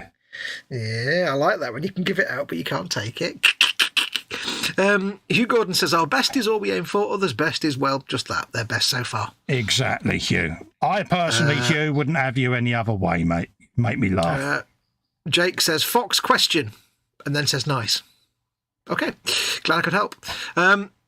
Scale Modelling Chaos says, I was around 6 when I started, so on and off I've been building 37 years, but it's only since I started following you guys that I've learnt about things like weathering, washes, etc. Yeah. You're welcome. Yeah, your life was complete and then you met us lot. That's what you're saying. Yeah. Your life was normal, happy and safe and secure. Then you met us and it's all gone. All your trouble started from there, basically. It's all gone horribly wrong ever since, isn't it? Yep. Philly says, yeah, I use other people's builds to get inspiration ideas, but I don't compare myself to them. My main priority is enjoying the build. Absolutely. And that's the thing. Never be afraid to just completely steal someone else's techniques or methods or ideas, because it's an art. We're just doing art. It doesn't matter. I always make sure that if I have shamelessly stolen someone's idea, I do give them a call out. Oh, yeah, give them a shout out. But if you're just making models for yourself, you're not doing YouTubes and stuff, it doesn't matter. Just do it. Yeah. It's just, you never learn new things unless you see somebody else do it first, or somebody else tells you. Jake says, it'll be okay to put the dirt and grime and oil on and rust, hopefully. Yeah. Phil says, I built a couple of kits as a kid with my dad, but I didn't start the hobby till I was about 30. I started building models when I was about 6 or 7, I think. Oh, right. And then I started making them just to make toys, basically, toy cars I could play with. Mm-hmm. Then I started making them properly when I was about 11, because I told the story before. My dad took me to the model shop and bought me paints and a kit and everything. Yeah. And then I modelled till I was about 30, and then I took a few years out for real life. Mm-hmm. And then I got back into it, and that was about 2001, 2002 I stopped, and then I got back into it about 2011. 2008, 9, something like that. But I mean, until the early 2000s, I was literally build it, slap some Tamiya paint on with a brush, don't even prime it, and then that was it. Because I didn't know. No. I didn't have an internet. When I came back into it just after 2010 or whenever it was, I started learning properly then. PJ says, age 6, my first build was a 1/72 Frog Models Spitfire. Good God, that Frog. I remember Frog.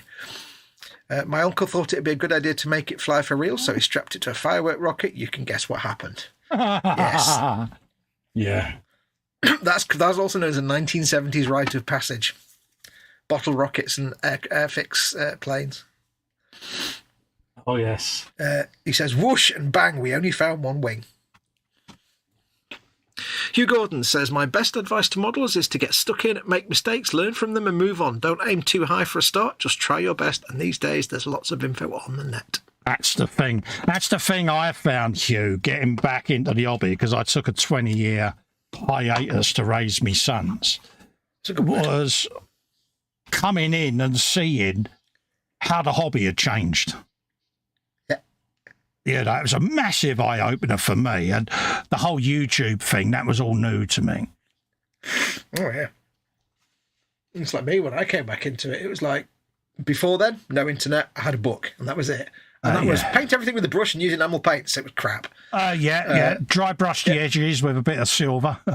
Yeah. And a black wash, and there you go, weathering. And when I came back into it, there was an entire internet there, and I was like, bah. And all these products appeared. So, yeah. Definitely Hugh says, Jake, it's the same with us railway modelers. Phil says, that's good advice, Hugh. I think without finding the Boom Hut and the YouTube builders and Festas group, I would have probably messed up the model I bought on a whim and never gotten into this hobby. Hugh Gordon says he also dabbles in the railway modelling as well. Oh, really? Good man. Yeah, just rolling stock engine stuff, mostly old training, Triang and Ren updates. I've always wanted to build a railway, perhaps in the attic or something like that. But could you imagine me trying to get into the loft? Yeah. Scale Modelling Chaos quotes a line from the Yorkshire Air sketch that I'd forgotten. He says, taking off from Leeds and returning to Leeds 25 minutes later because if it ain't in Yorkshire, it ain't bloody worth going to. That was it. They just take off from Leeds and go straight back. Yorkshire Air. Leeds to Leeds in 25 minutes. To err is human, to ignore one's mistakes is moronic, and said a wise man who learned the hard way, says Hugh. Yeah. You can do it though, Wolfie. Pearly necklaces were his thing back in the day, says Hugh to you about being a pearly king. Yeah. I can see where you're going with that, Hugh. Yeah. Steady now. He's a bad man, isn't he? He is, isn't he? After all them good, thoughtful comments as well. Yeah, he's done really well tonight. He was doing so well. Yeah. Yes. Bless him. Don't ever change. Dee. We've got another one of those there. The only downside with these dudes is that the legs kind of just blend into the coat, and you've got no way to know how to paint that. Ah. Like the bit that should be the hollow inside of the coat is just a flat surface. It's like, I don't know how you... it's tricky. Is it getting tricky again? No, it's just I'm not sure how is the best way to do that. I don't think you could paint it black and make it look like the inside of the coat, but I think it's best just to leave it that colour, and you can't really see anyway. I'm sure it'll be fine. Yeah, we're just used to being pampered with plastics where you get the leg going all the way up. Yeah. That's the thing, isn't it? We've always been spoilt. It's like when I finish this bike, I shall find a dog of a kit in the collection and sit and build that, because, you know, these Tamiya bikes do go together really, really easily. So I do like to find a bit of a fag end of a kit just to give that a go, you know. So yeah, give yourself a little bit of a challenge again. Yeah. There you go. I do like these goddamn brushes. They're beautiful. You're liking them, aren't you? I am, because they really are, especially these big ones, they really are beautiful to use. I've not had a chance to use mine yet properly, because I keep doing stuff I need not so good nice brushes for. Yeah, I must admit, I am finding them very, very tasty. Paid to try a bit more. They're tasty. What time do you want to go till tonight, Spud? Go till 3, mate, if that's all right. Yeah, that's fine for me. Yeah, that'll be perfect then, because I won't have overdone it then. Good lad. No disassembly. Where are we? Mute for a minute in a moment just to ring her ladyship up. Yes, give her a bit of a nudge. Hugh says, geez, I've got to use up my brownie points. No point saving them. Yeah. You should do one, even if it's a small one, Colin. What's that? Railway. I don't know, that's from Jake. Oh, yeah, that's the railway thing, yes. Yeah, It's something... It's funny, I was chatting to Ted about this, about, like you say, the railway coaches and things like that. But, yeah, I kind of like all the little buildings and that. I've always wanted to do a little bench railway, but I just haven't got the room in here, you know. But yeah, especially if I could cut a hole in the wall and send it out in the kitchen when she's out there. And it's just got a message on there going, put a fresh cup on there, because I know I'd get kicked to death slowly, but it would be fun to do. I just had this vision of every time she walks past your man cave door, she opens the door, gives you a Gibbs slap and walks off. Yeah, I mean, originally, when I put this door on, before the paint rack went in, she wanted me to put a serving hatch in there so she could just put the dinner through the hatch, you know, and it was like... Yeah. I said, you just want to lock me in here. She said, well, I was thinking of putting the commode in there. She said, you wouldn't need to come out then, would you? Like, really? You wouldn't need to ever come out. Yeah, it's like, really? Does it come to that? She went, yeah, okay. You know, when she gives you a Gibbs slap, do you actually say, thanks, boss? I do. I go, yeah, thank you. Can I have one on the other side? Thanks, boss. Yeah. In my mind, you see, every time you say something really stupid, I like to think she goes, you think, Denozo? Yeah, just think of Gibbs. My missus is Gibbs. Because she gives me that look that only Gibbs can give. You know, when I say Helen gives me eyebrows, that's the look. She gives you the Gibbs look. Slow, painful Gibbs stare that literally renders you useless. That kind of look, then, when Tony asks a question, Gibbs gives him the look and he just then answers his own question and says, yeah, no, boss, I get you. I get you there. How silly of me, and I won't do that again. I'm just going to go over and redeem myself.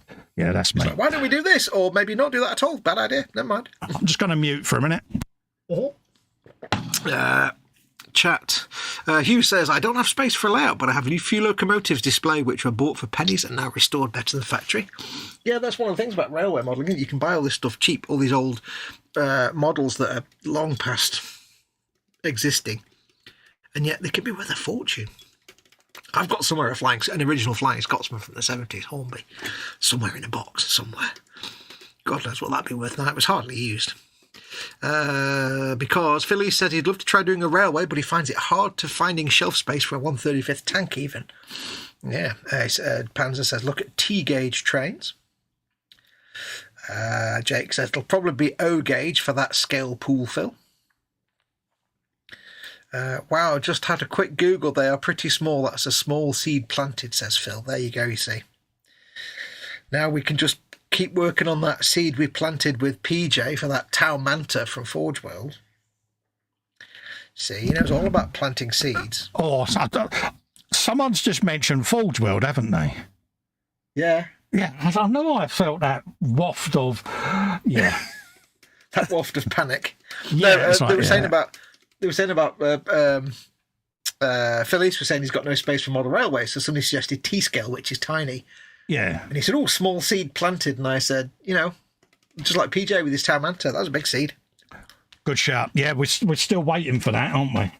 Yeah, because if I want to see anybody make a Tau Manta, I want to see PJ make it, to see what he could do with it. I think it would be a wonderful thing if PJ made one of them. Yeah, because like the advert says, you're worth it. Yeah, he's the L'Oreal of the hangout. He does the L'Oreal bit when he's flicking his hair, doesn't he? L'Oreal. Oh yeah, he says, back and forth. I already does it in front of the mirror every morning when he gets up. You know, L'Oreal, because I'm worth it. When he first comes on the camera in the hangout, is he kind of in slow motion for a little bit? Yeah, he is, mate. As he sits down. Yeah, he sits down and you hear boom chaka wow wow. Ow. Be like, wrong camera, lad. Oh, sorry. Yeah. Hugh says he doesn't have space for layout, but he has a few locomotives displayed, which were bought for pound. He's done that one already. Oh, nice one. I read that myself, you idiot. Space Rangers recording studio is in, says hi, Colin and Fox. Hi, mate. Space, how you doing, mate? Hello. One of those scales could be great as a diorama for some HG Gumpler with a working train. Well, yeah, because HG is 1/100 scale, so. Oh, right, yeah. And 1/100 scale is quite common for like railway accessories like cars and stuff. Scale Model and Chaos. I've got the Intercity 125 kit from the mid-80s. Found it in my parents' loft last summer and bought it back with me. Haven't tested it just yet. I think as well as I don't know why we've got these because we never had a railway set, but for some reason we had a Flying Scotsman from the 70s and we had a double-headed 20 Deltic as locomotive. Yeah. But we never had a model railway set. Although actually I did. I had this thing and it was basically a big intercity carriage locomotive and two trailers, but the actual each trailer passenger thing was like about 3 foot long, so the whole train was about 6 foot, and it was on this track that was about that wide. Oh right, red plastic track, and it was massive, and it was great because I could put all my little action figures in it. I loved it. PJ says the Forge World Manta will only be bought if you pay for it, Fox. Just saying. Nah, I couldn't remove that pleasure from you. Because if I paid for it, you'd feel obligated not to screw it up then, you see. It wouldn't be a fun build or paint for you because you'd be under pressure. I like how you got out of that. That was impressive. Yeah, that was grade A wheedlage. Because we want you to do your best work, and you can't do it if you're under pressure. 00 Triang Ren for me, old fart, but I enjoy fiddling with old things, says Hugh Gordon. I've heard those rumours. That's why you got that Asbo. We told you about that. Jake says double T120 is a nice size if you have a small space. Oh, and then Hugh says, as my girlfriends will testify to. Great minds think alike there. Yeah. Oh no, me and Hugh thinking the same thing. I don't know which one of us should be worried. Both of you, I think. Yeah, you're probably right. And that's chat caught up with briefly. Hugh's probably more worried than you because now it's like me and Fox are thinking the same. Help. Yeah. Help. There's no hope for you now, Hugh. Yeah, you'll be playing Far Cry before you know it and wearing awesome waistcoats. Yeah, now you've got Fox in your head, mate. Life as you knew it, Hugh, has changed. One thing you never want in your head, me. Because I don't want me in my head and I'm stuck with it. Yeah, it's like, yeah.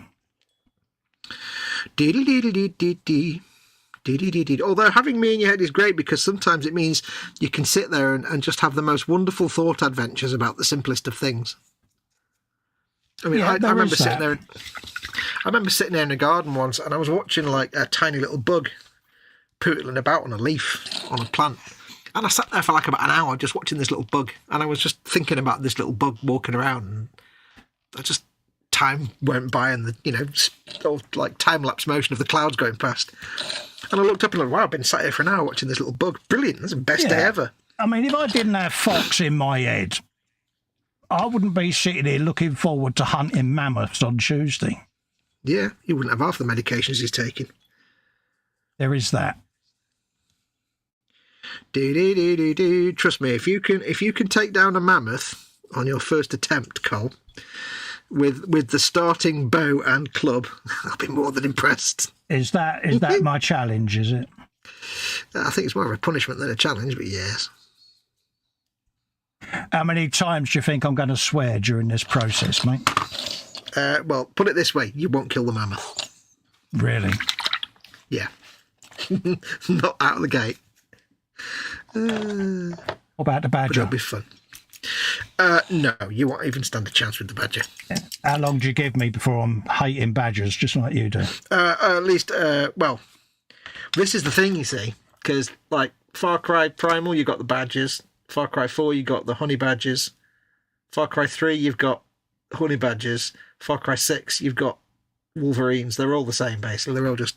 So that's the person that done these games has obviously got some pent-up hatred of badgers. I was talking to Colin earlier and I said, talking about Far Cry Primal, where you play a caveman 10,000 years ago, and I said, don't even think about being scared by the cave bears or the saber-toothed tiger or the mammoth that'll stomp you into the ground. They're not the threat. The badger is the threat. Yeah. Trust me, the badger is the major a-hole that will just, wipe the floor with you. The names he called this badger. Yep. So the problem is, you walk up to a badger in that game and you've got like 5-6 foot long spears and 48 arrows in your like longbow that does 9 damage, and you think you're well equipped for a badger. And it's like, no, you're not. No. You're gonna get your ass handed to you. And it's like, you're walking along in the brush and you're being all quiet and stealthy because you never know what's going to come and attack you. And you might hear a lion roar and you think, yeah, whatever. You might hear a panther in the back. You're like, yeah, whatever. Quite look round then. I thought a panther had walked in. Yeah, but if you're creeping along and you hear that little noise that the badgers, you'll get the shivers. You'll be like, no. See, now I know the noise they make. Like, that's going to make a difference to me, mate. I'll get eaten by the saber-toothed tiger within about 2 minutes, mate. Oh, yeah. And keep in mind, this is a game where it's got the Far Cry 4 eagles in it that make your life an absolute hell. It's worse than that. Yeah, it's going to work well for me, isn't it? Yeah.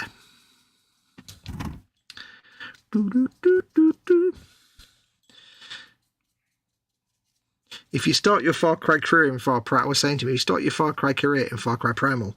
It's the simplest of the games. It's the least complex. There's no real storyline. It's not like you got long story missions. It's mostly all side quests.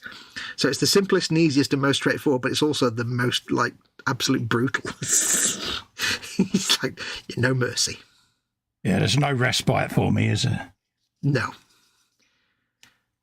But it's nice for me because I like to sneak about in the brush, you see, and you can't do anything but that because every 5 seconds you've got a bad guy or a monster or a whatever attacking you. It's great fun. Beautiful game. You'll enjoy it. Yeah, I'm certainly looking forward to it. Yeah. I think those games will be right up your street. Good way to relax at the end of the day. Yeah. Except for the badger. Yeah. He says, I'm going to end up on more stress medication after playing this game. It's funny, though, because you start the game and, you get these little wild dogs called doles. And they're a right pain in the arse when you're just starting out. But, a little bit into the game and you just take them out with a single arrow a bit later. And it's like, yeah, whatever. Yeah. You get the skills quite quick.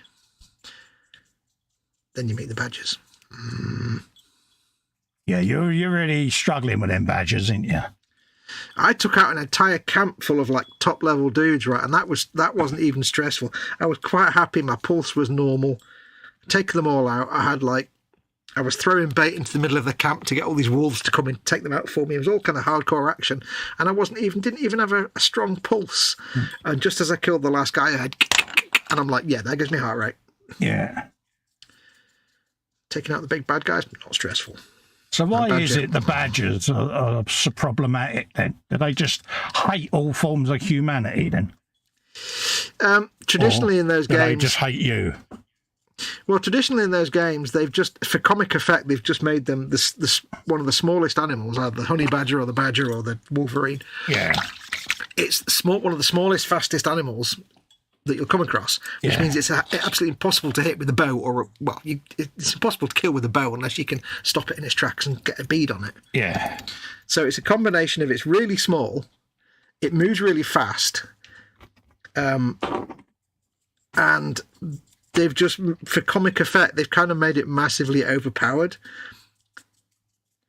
So for such a tiny creature, if you've got the fully leveled up spears in Primal, it's like 2 headshots with an enormous 6-foot long spear with like 8 barbs on it. Oh, right, yeah. To take a badger out. It's like, yeah, they knew what they were doing, making it so overpowered. Just for fun, because it's so small and hard to hit. I think it's quite funny to do it that way. Yeah. Yes. Happy But days. I discovered the trick, you see, to throw a piece of bait so the creature then looks at the piece of bait and start eating it. You just throw a spear at it. There you go. Fox is a bear. Yeah, Cassandra says, badgers are as scary as hell. I was walking home from the pub at 2 a.m., heard a rustle, and a badger jumped out in front of me. So I almost shat myself. Good man. I remember many, many years ago, a friend and I stayed at his girlfriend's house, which was basically a stately home. Yeah. Because her dad ran the maintenance for the grounds. Yeah. And we're sat there in this like 15th century farm, in this 15th century built outbuilding. Yeah. And they said, right, you go and sit on the patio, just sit on the step and be quiet. Yeah. And just wait. And we sat there and like 6 badgers just turned up. Yeah. And they said, now you've got these little bowls of cat food. We said, we feed them. So just take the bowl and put it on the floor and they'll come and eat and then they'll go when they're finished. Yeah. And we just sat there for about an hour watching these badgers eat all their cat food and then go. And it's like, wow, that's brilliant. He said, yeah, but don't piss them off because it'll eat your face off. Yeah, they'll come back for you, yeah. Yeah. Spears, don't even think about it. Philiste says, you guys have started the cogs turning. Engage is near perfect match for HG Gumpler. Yeah, because that's just shy of 100 scale, isn't it, I think? Yeah. Yeah, 1/100th scale, isn't it? Yeah. Yeah. Oh, dear. Fox, it's a bear. The snakes on Far Cry are the worst for me every time I get bit and I grow a brown tail, says Philiste. They're a bit of a pain in Primal because you really struggle to see them. I don't use all the hunter vision and stuff so you can see everything special super secret vision. I just use my eyes and they're quite hard to see. Yeah, but when I play, I'm going to have everything switched on because, I'm a noob. Yeah. In response to Scale Modelling Chaos talking about badger scaring him, Hugh Gordon says, my ex did the same to me. Sneaky hedge bumper she was. Right, I've got a coat of the Fang down on those dudes. That'll do me, I think. Yeah, next week we can start painting all the other details. So basically, where we were a couple of weeks ago with my big dude, I'm now back with these dudes. Yeah, but you're happier, aren't you? Yeah, I know I can paint these guys. Yeah. I think also as well, that big dude, that bust, I think I'd rather do it off air. Why is that? Because there's extra pressure when you're on air. I know it's unnecessary, but you're like, you're doing it live on a stream. You're an established painter, dude. No, there's still that little bit of extra pressure that people think you're going to do a good job, but it's like, well, not always. Oh, that's you. That is. You're putting yourself under pressure. Yeah, I know. That'd be what that is, mate. I like to learn things quietly in a corner. Oops, knocking the microphone. That's your own self, innit? Putting yourself under that pressure, mate. Yeah. A barrage of badgers, says Hugh Gordon. Absolutely. How are we doing? Oh, yeah, I've just got time to paint, me breaks. You've got brushes you've got to clean there, dude. Yep, I was going to say I'm going to get some more. What you going to say that, actually? Yeah, no worries. You do what you got to do, mate. I'm just literally going to finish painting my handlebars and getting them all done because this had a base of gloss black and I'm just now going over and putting my flat blacks down and all of that lot. But I like to have a gloss black base on the handlebars because then I find it just pops all the metal. I don't know why, it just works for me. It's the way I've always done it. I've always found any metallics go down really nice over a gloss black base. So everything gets that, and then I go round and I start finessing everything then until I'm happy. That's the theory.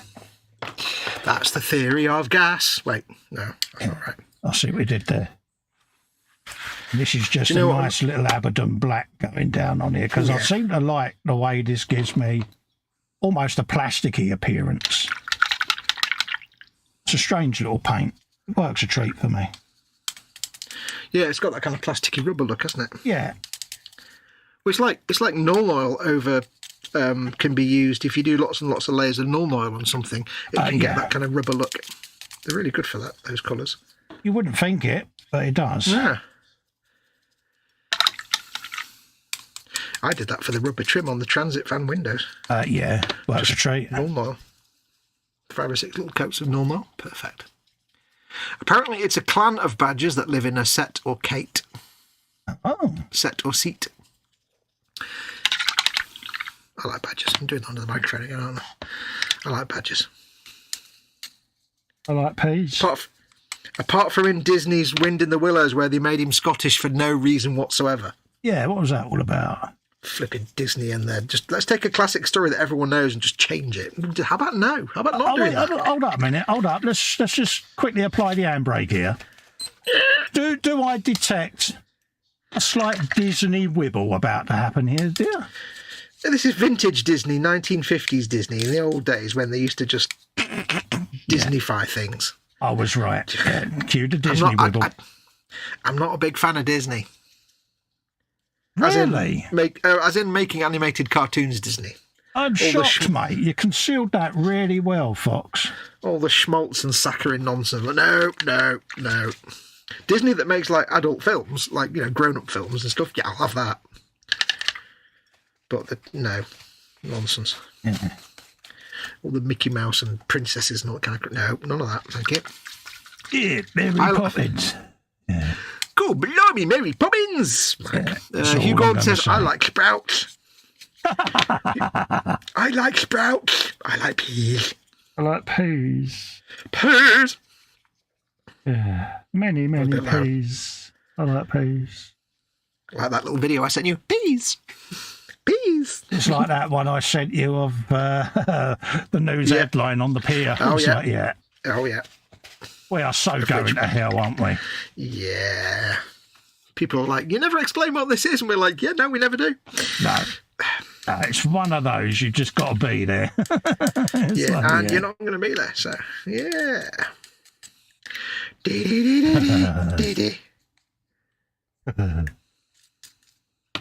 That's make me wonder. Hi, Disney like you back, Fox, says Panzer. See, I don't, it's just like the Disney sickly sweet nonsense that I can't stand. The namby-pamby, nicey stuff.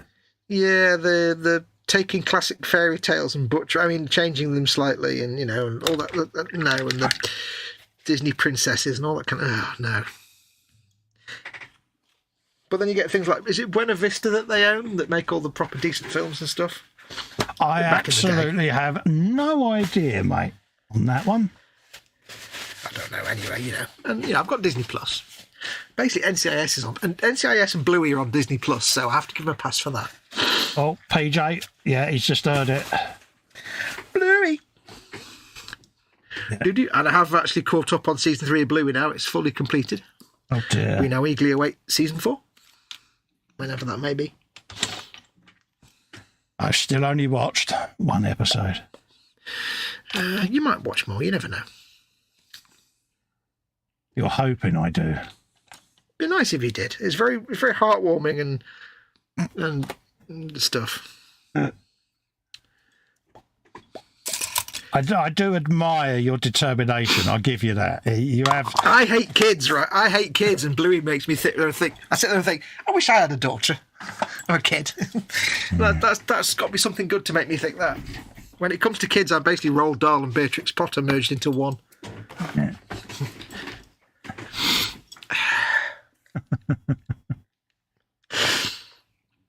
Disney films are the most dangerous place to be for parents. It's amazing how many parents die in those films. Oh, yeah.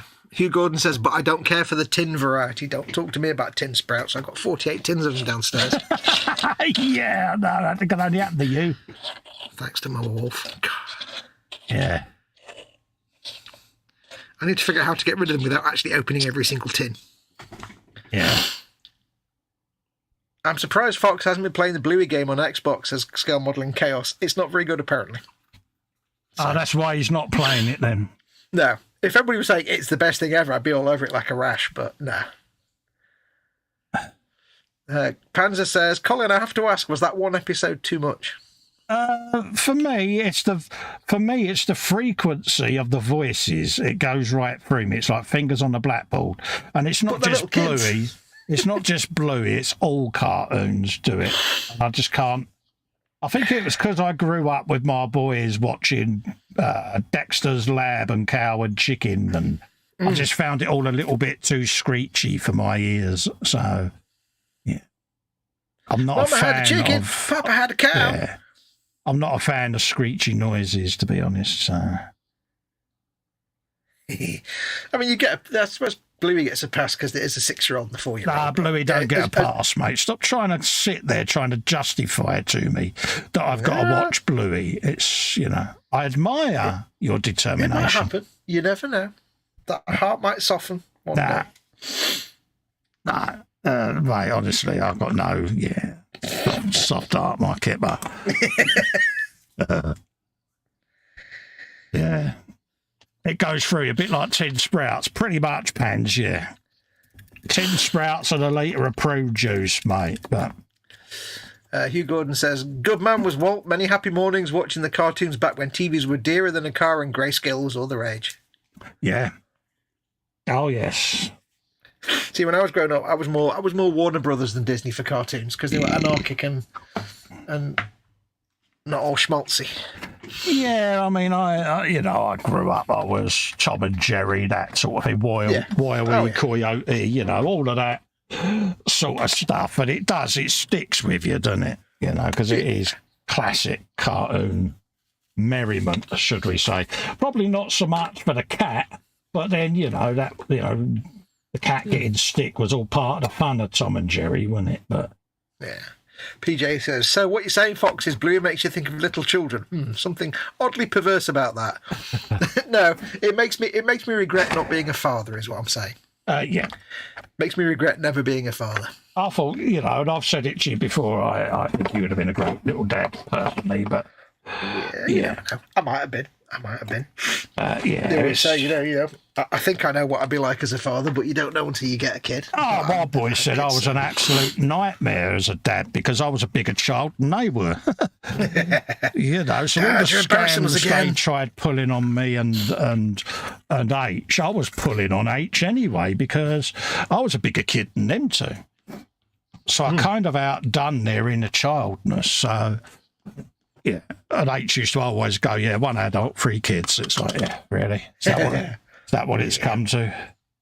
But the thing is, at the end of that, I just can't stand kids. I've got no patience for kids, especially, other people's kids, obviously.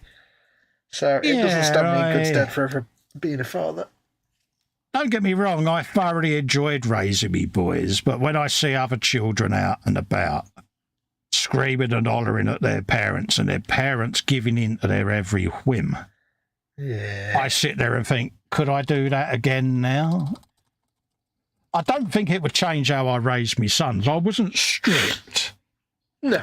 But I insisted that they showed respect. Love, loyalty, respect. They had to show respect. If they didn't respect their mother, then as far as I was concerned, we was failing as a parent because that was important to me, Yeah. Space Rangers says, have to go. Good to see you all. Take care, No worries, mate. We're literally just about to come off air now anyways, mate. Yes. I'm literally just tidying everything up for tonight and then I'll come back at this over the next few days. Little tiny screwdriver. Yeah, that's the little Tamiya screwdriver that comes with the kit, mate. I've got a drawer full of them, but It looks like one of them little tiny little sort of candy pop things. You can have a bit of Donald Duck there. There's a puma. It's a puma. Yeah, sorry about that if I just blew your eardrums, folks. That was a Festa sneeze, that was. It wasn't loud, it was just funny. Yeah, that was a Festa sneeze there. So not only do I do spider pigs, but I sneeze and it sounds like Donald Duck. When I snore, my missus says it sounds like a kazoo. That's the noise apparently I make when I'm snoring as well. So I've got this annoying thing in the minute that when I'm asleep, if I lie on my right side, it's absolutely fine. But if I lie on my left side, then I only breathe through my right nostril, which instantly gets blocked. Yeah. And I have to lie on my right side again. It's like, I just want to lie on my left side. It's more comfortable. Yeah. Why can't I breathe through my other nostril? No. Yeah, that's why the Donald Duck, because I've got a bit of a flat nose or nostril, so it squeaks a bit like Donald Duck when I sneeze. Bit of a boxer's nose. Yeah, pretty much, mate. I had a Cetra done years and years and years ago, and then I broke it again. No. So I never bothered going back for the next op with it. So why do I imagine that it probably involved you and a pair of pliers? What, the nose? I don't know why. It was persuading someone to leave a club that was wearing a rather large sovereign ring. And they got one in and it flattened the nose. My response I won't go into because I was found not guilty. Right, what have we done tonight? He says, deflecting the issue. See what I did there? Handbrake turn. We have got the Ducati. Actually, let's go full screen. Let's treat it a bit of full screen. Yeah, there you go. There you go. We've got engine started. We got a bit of exhaust detail going on. We got the rear wheel and brake assembly started there. This will now sit on this jig because I do like that jig. Yeah, I will knock it flying, see. So there's the chain there. I've got a yellowed chain. That'll have a bit of Cassandora yellow applied to it. And that'll Why is the chain yellow? I don't know, mate. It's just the links are made of a different material, mate. Oh, cool. So, yeah, there you go. So, yeah, and then you got the rest of the blue in there. Bit of shaded on exhaust, some welds and shizzle. And this will get matte coated. I've just got to apply the silver. Oh, I think I'm being called. Yeah, I just got to apply the silver to the inside there of the front part of the box section of the frame, and then I shall go over and then do little washes and things like that on it. Same with the radiator, that'll have several washes put on there. And we can tidy that up. And then on this set of sprue holders, I've sat and done the handlebars. Got them started. They're the wrong way up at the moment, so let's turn them the right way up for you. So we started those. Brakes, grips, things like that. And then I've got to do my reservoirs. They'll have a white reservoir and then it'll have a thin layer of Cassandora yellow over it to give the illusion that the yellow brake fluid is showing through the white plastic. We then got the front brake discs started. So then just got to run another couple of coats over the centre part of the gunmetal. So that'll be them done. And I sat and drilled all of them out as well. So they're all drilled as well. What else have we got? We got all the linkages started. Just got me different metals and then obviously the reservoirs to finish on them. And then a couple of layers of non-oil just to metal them up a bit. And then obviously the yellow fork stuff has been applied. I'm just going to let that go off. See how it looks. Probably put another mist coat over it. And then I'll leave them as they are. What else have we got going on? Screws to one side, and then obviously on this sprue tree here, we've got all my other stuff that's in black ready to go on, things like the rear part of the frame, extension rear wheel, that sort of thing. So we can start getting that done next Friday. Hopefully by then I would have finished painting all of the fairings and everything. They're currently in my heater, still curing. I like to keep the paint as it's curing at a certain temperature and cook it. And then I've got to mask the fairings and put the second coat down because we've got white and red, so it's all white at the moment. I've then got to spray a yellow over it before I then paint the red panels, so I'll do that once I've masked it. What else is there then? It's just going to be final assembly on it, pipes and decals, and then this bike will roll off of the production line, folks. So yeah, it comes with some mask sets, so you can do all your different masking on the fairings. So we'll get that sorted. So I'll try and do that during the week and get this all painted up so that it's ready for next week. But I've got to clear it as well, see, so yeah.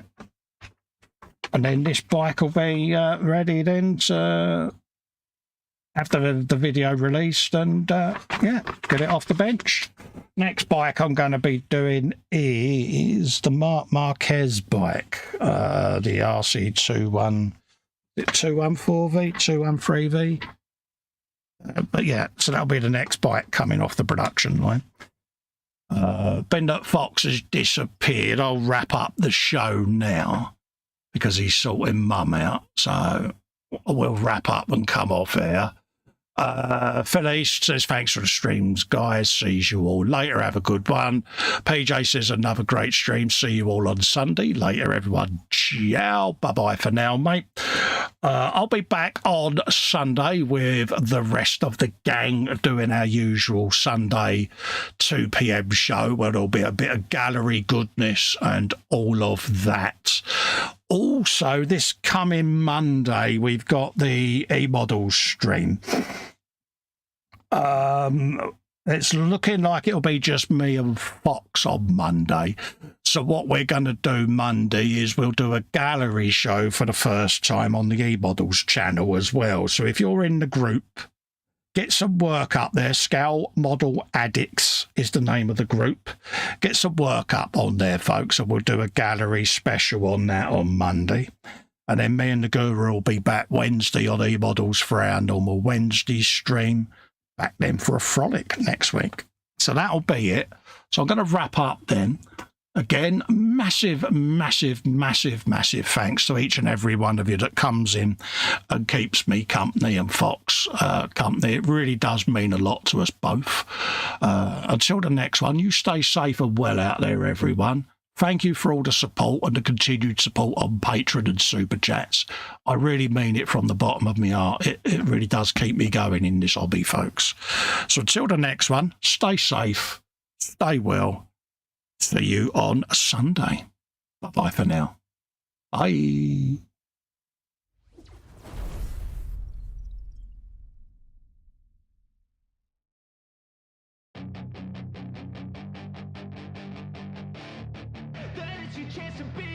Hey kid, don't ever let them get inside your head. They'll tell you what to do in life instead of everything you know that you could get. Don't let them guide your life towards regret. I'll fight for what I love with every breath. My past is filled with things I won't forget. I use them all to push me to my best. So treat the worst of times just like a test. If only I could go back in time, I'd tell myself that everything will end up alright. Just push yourself, test yourself, figure out what you like, and find your limits, don't be rigid, always work towards a prime. Surround yourself with open minds, people can change your life. A few friends with intent can help you feel alive. Find a passion, take some action, and with a little time, just be patient, make a statement, try to enjoy your life.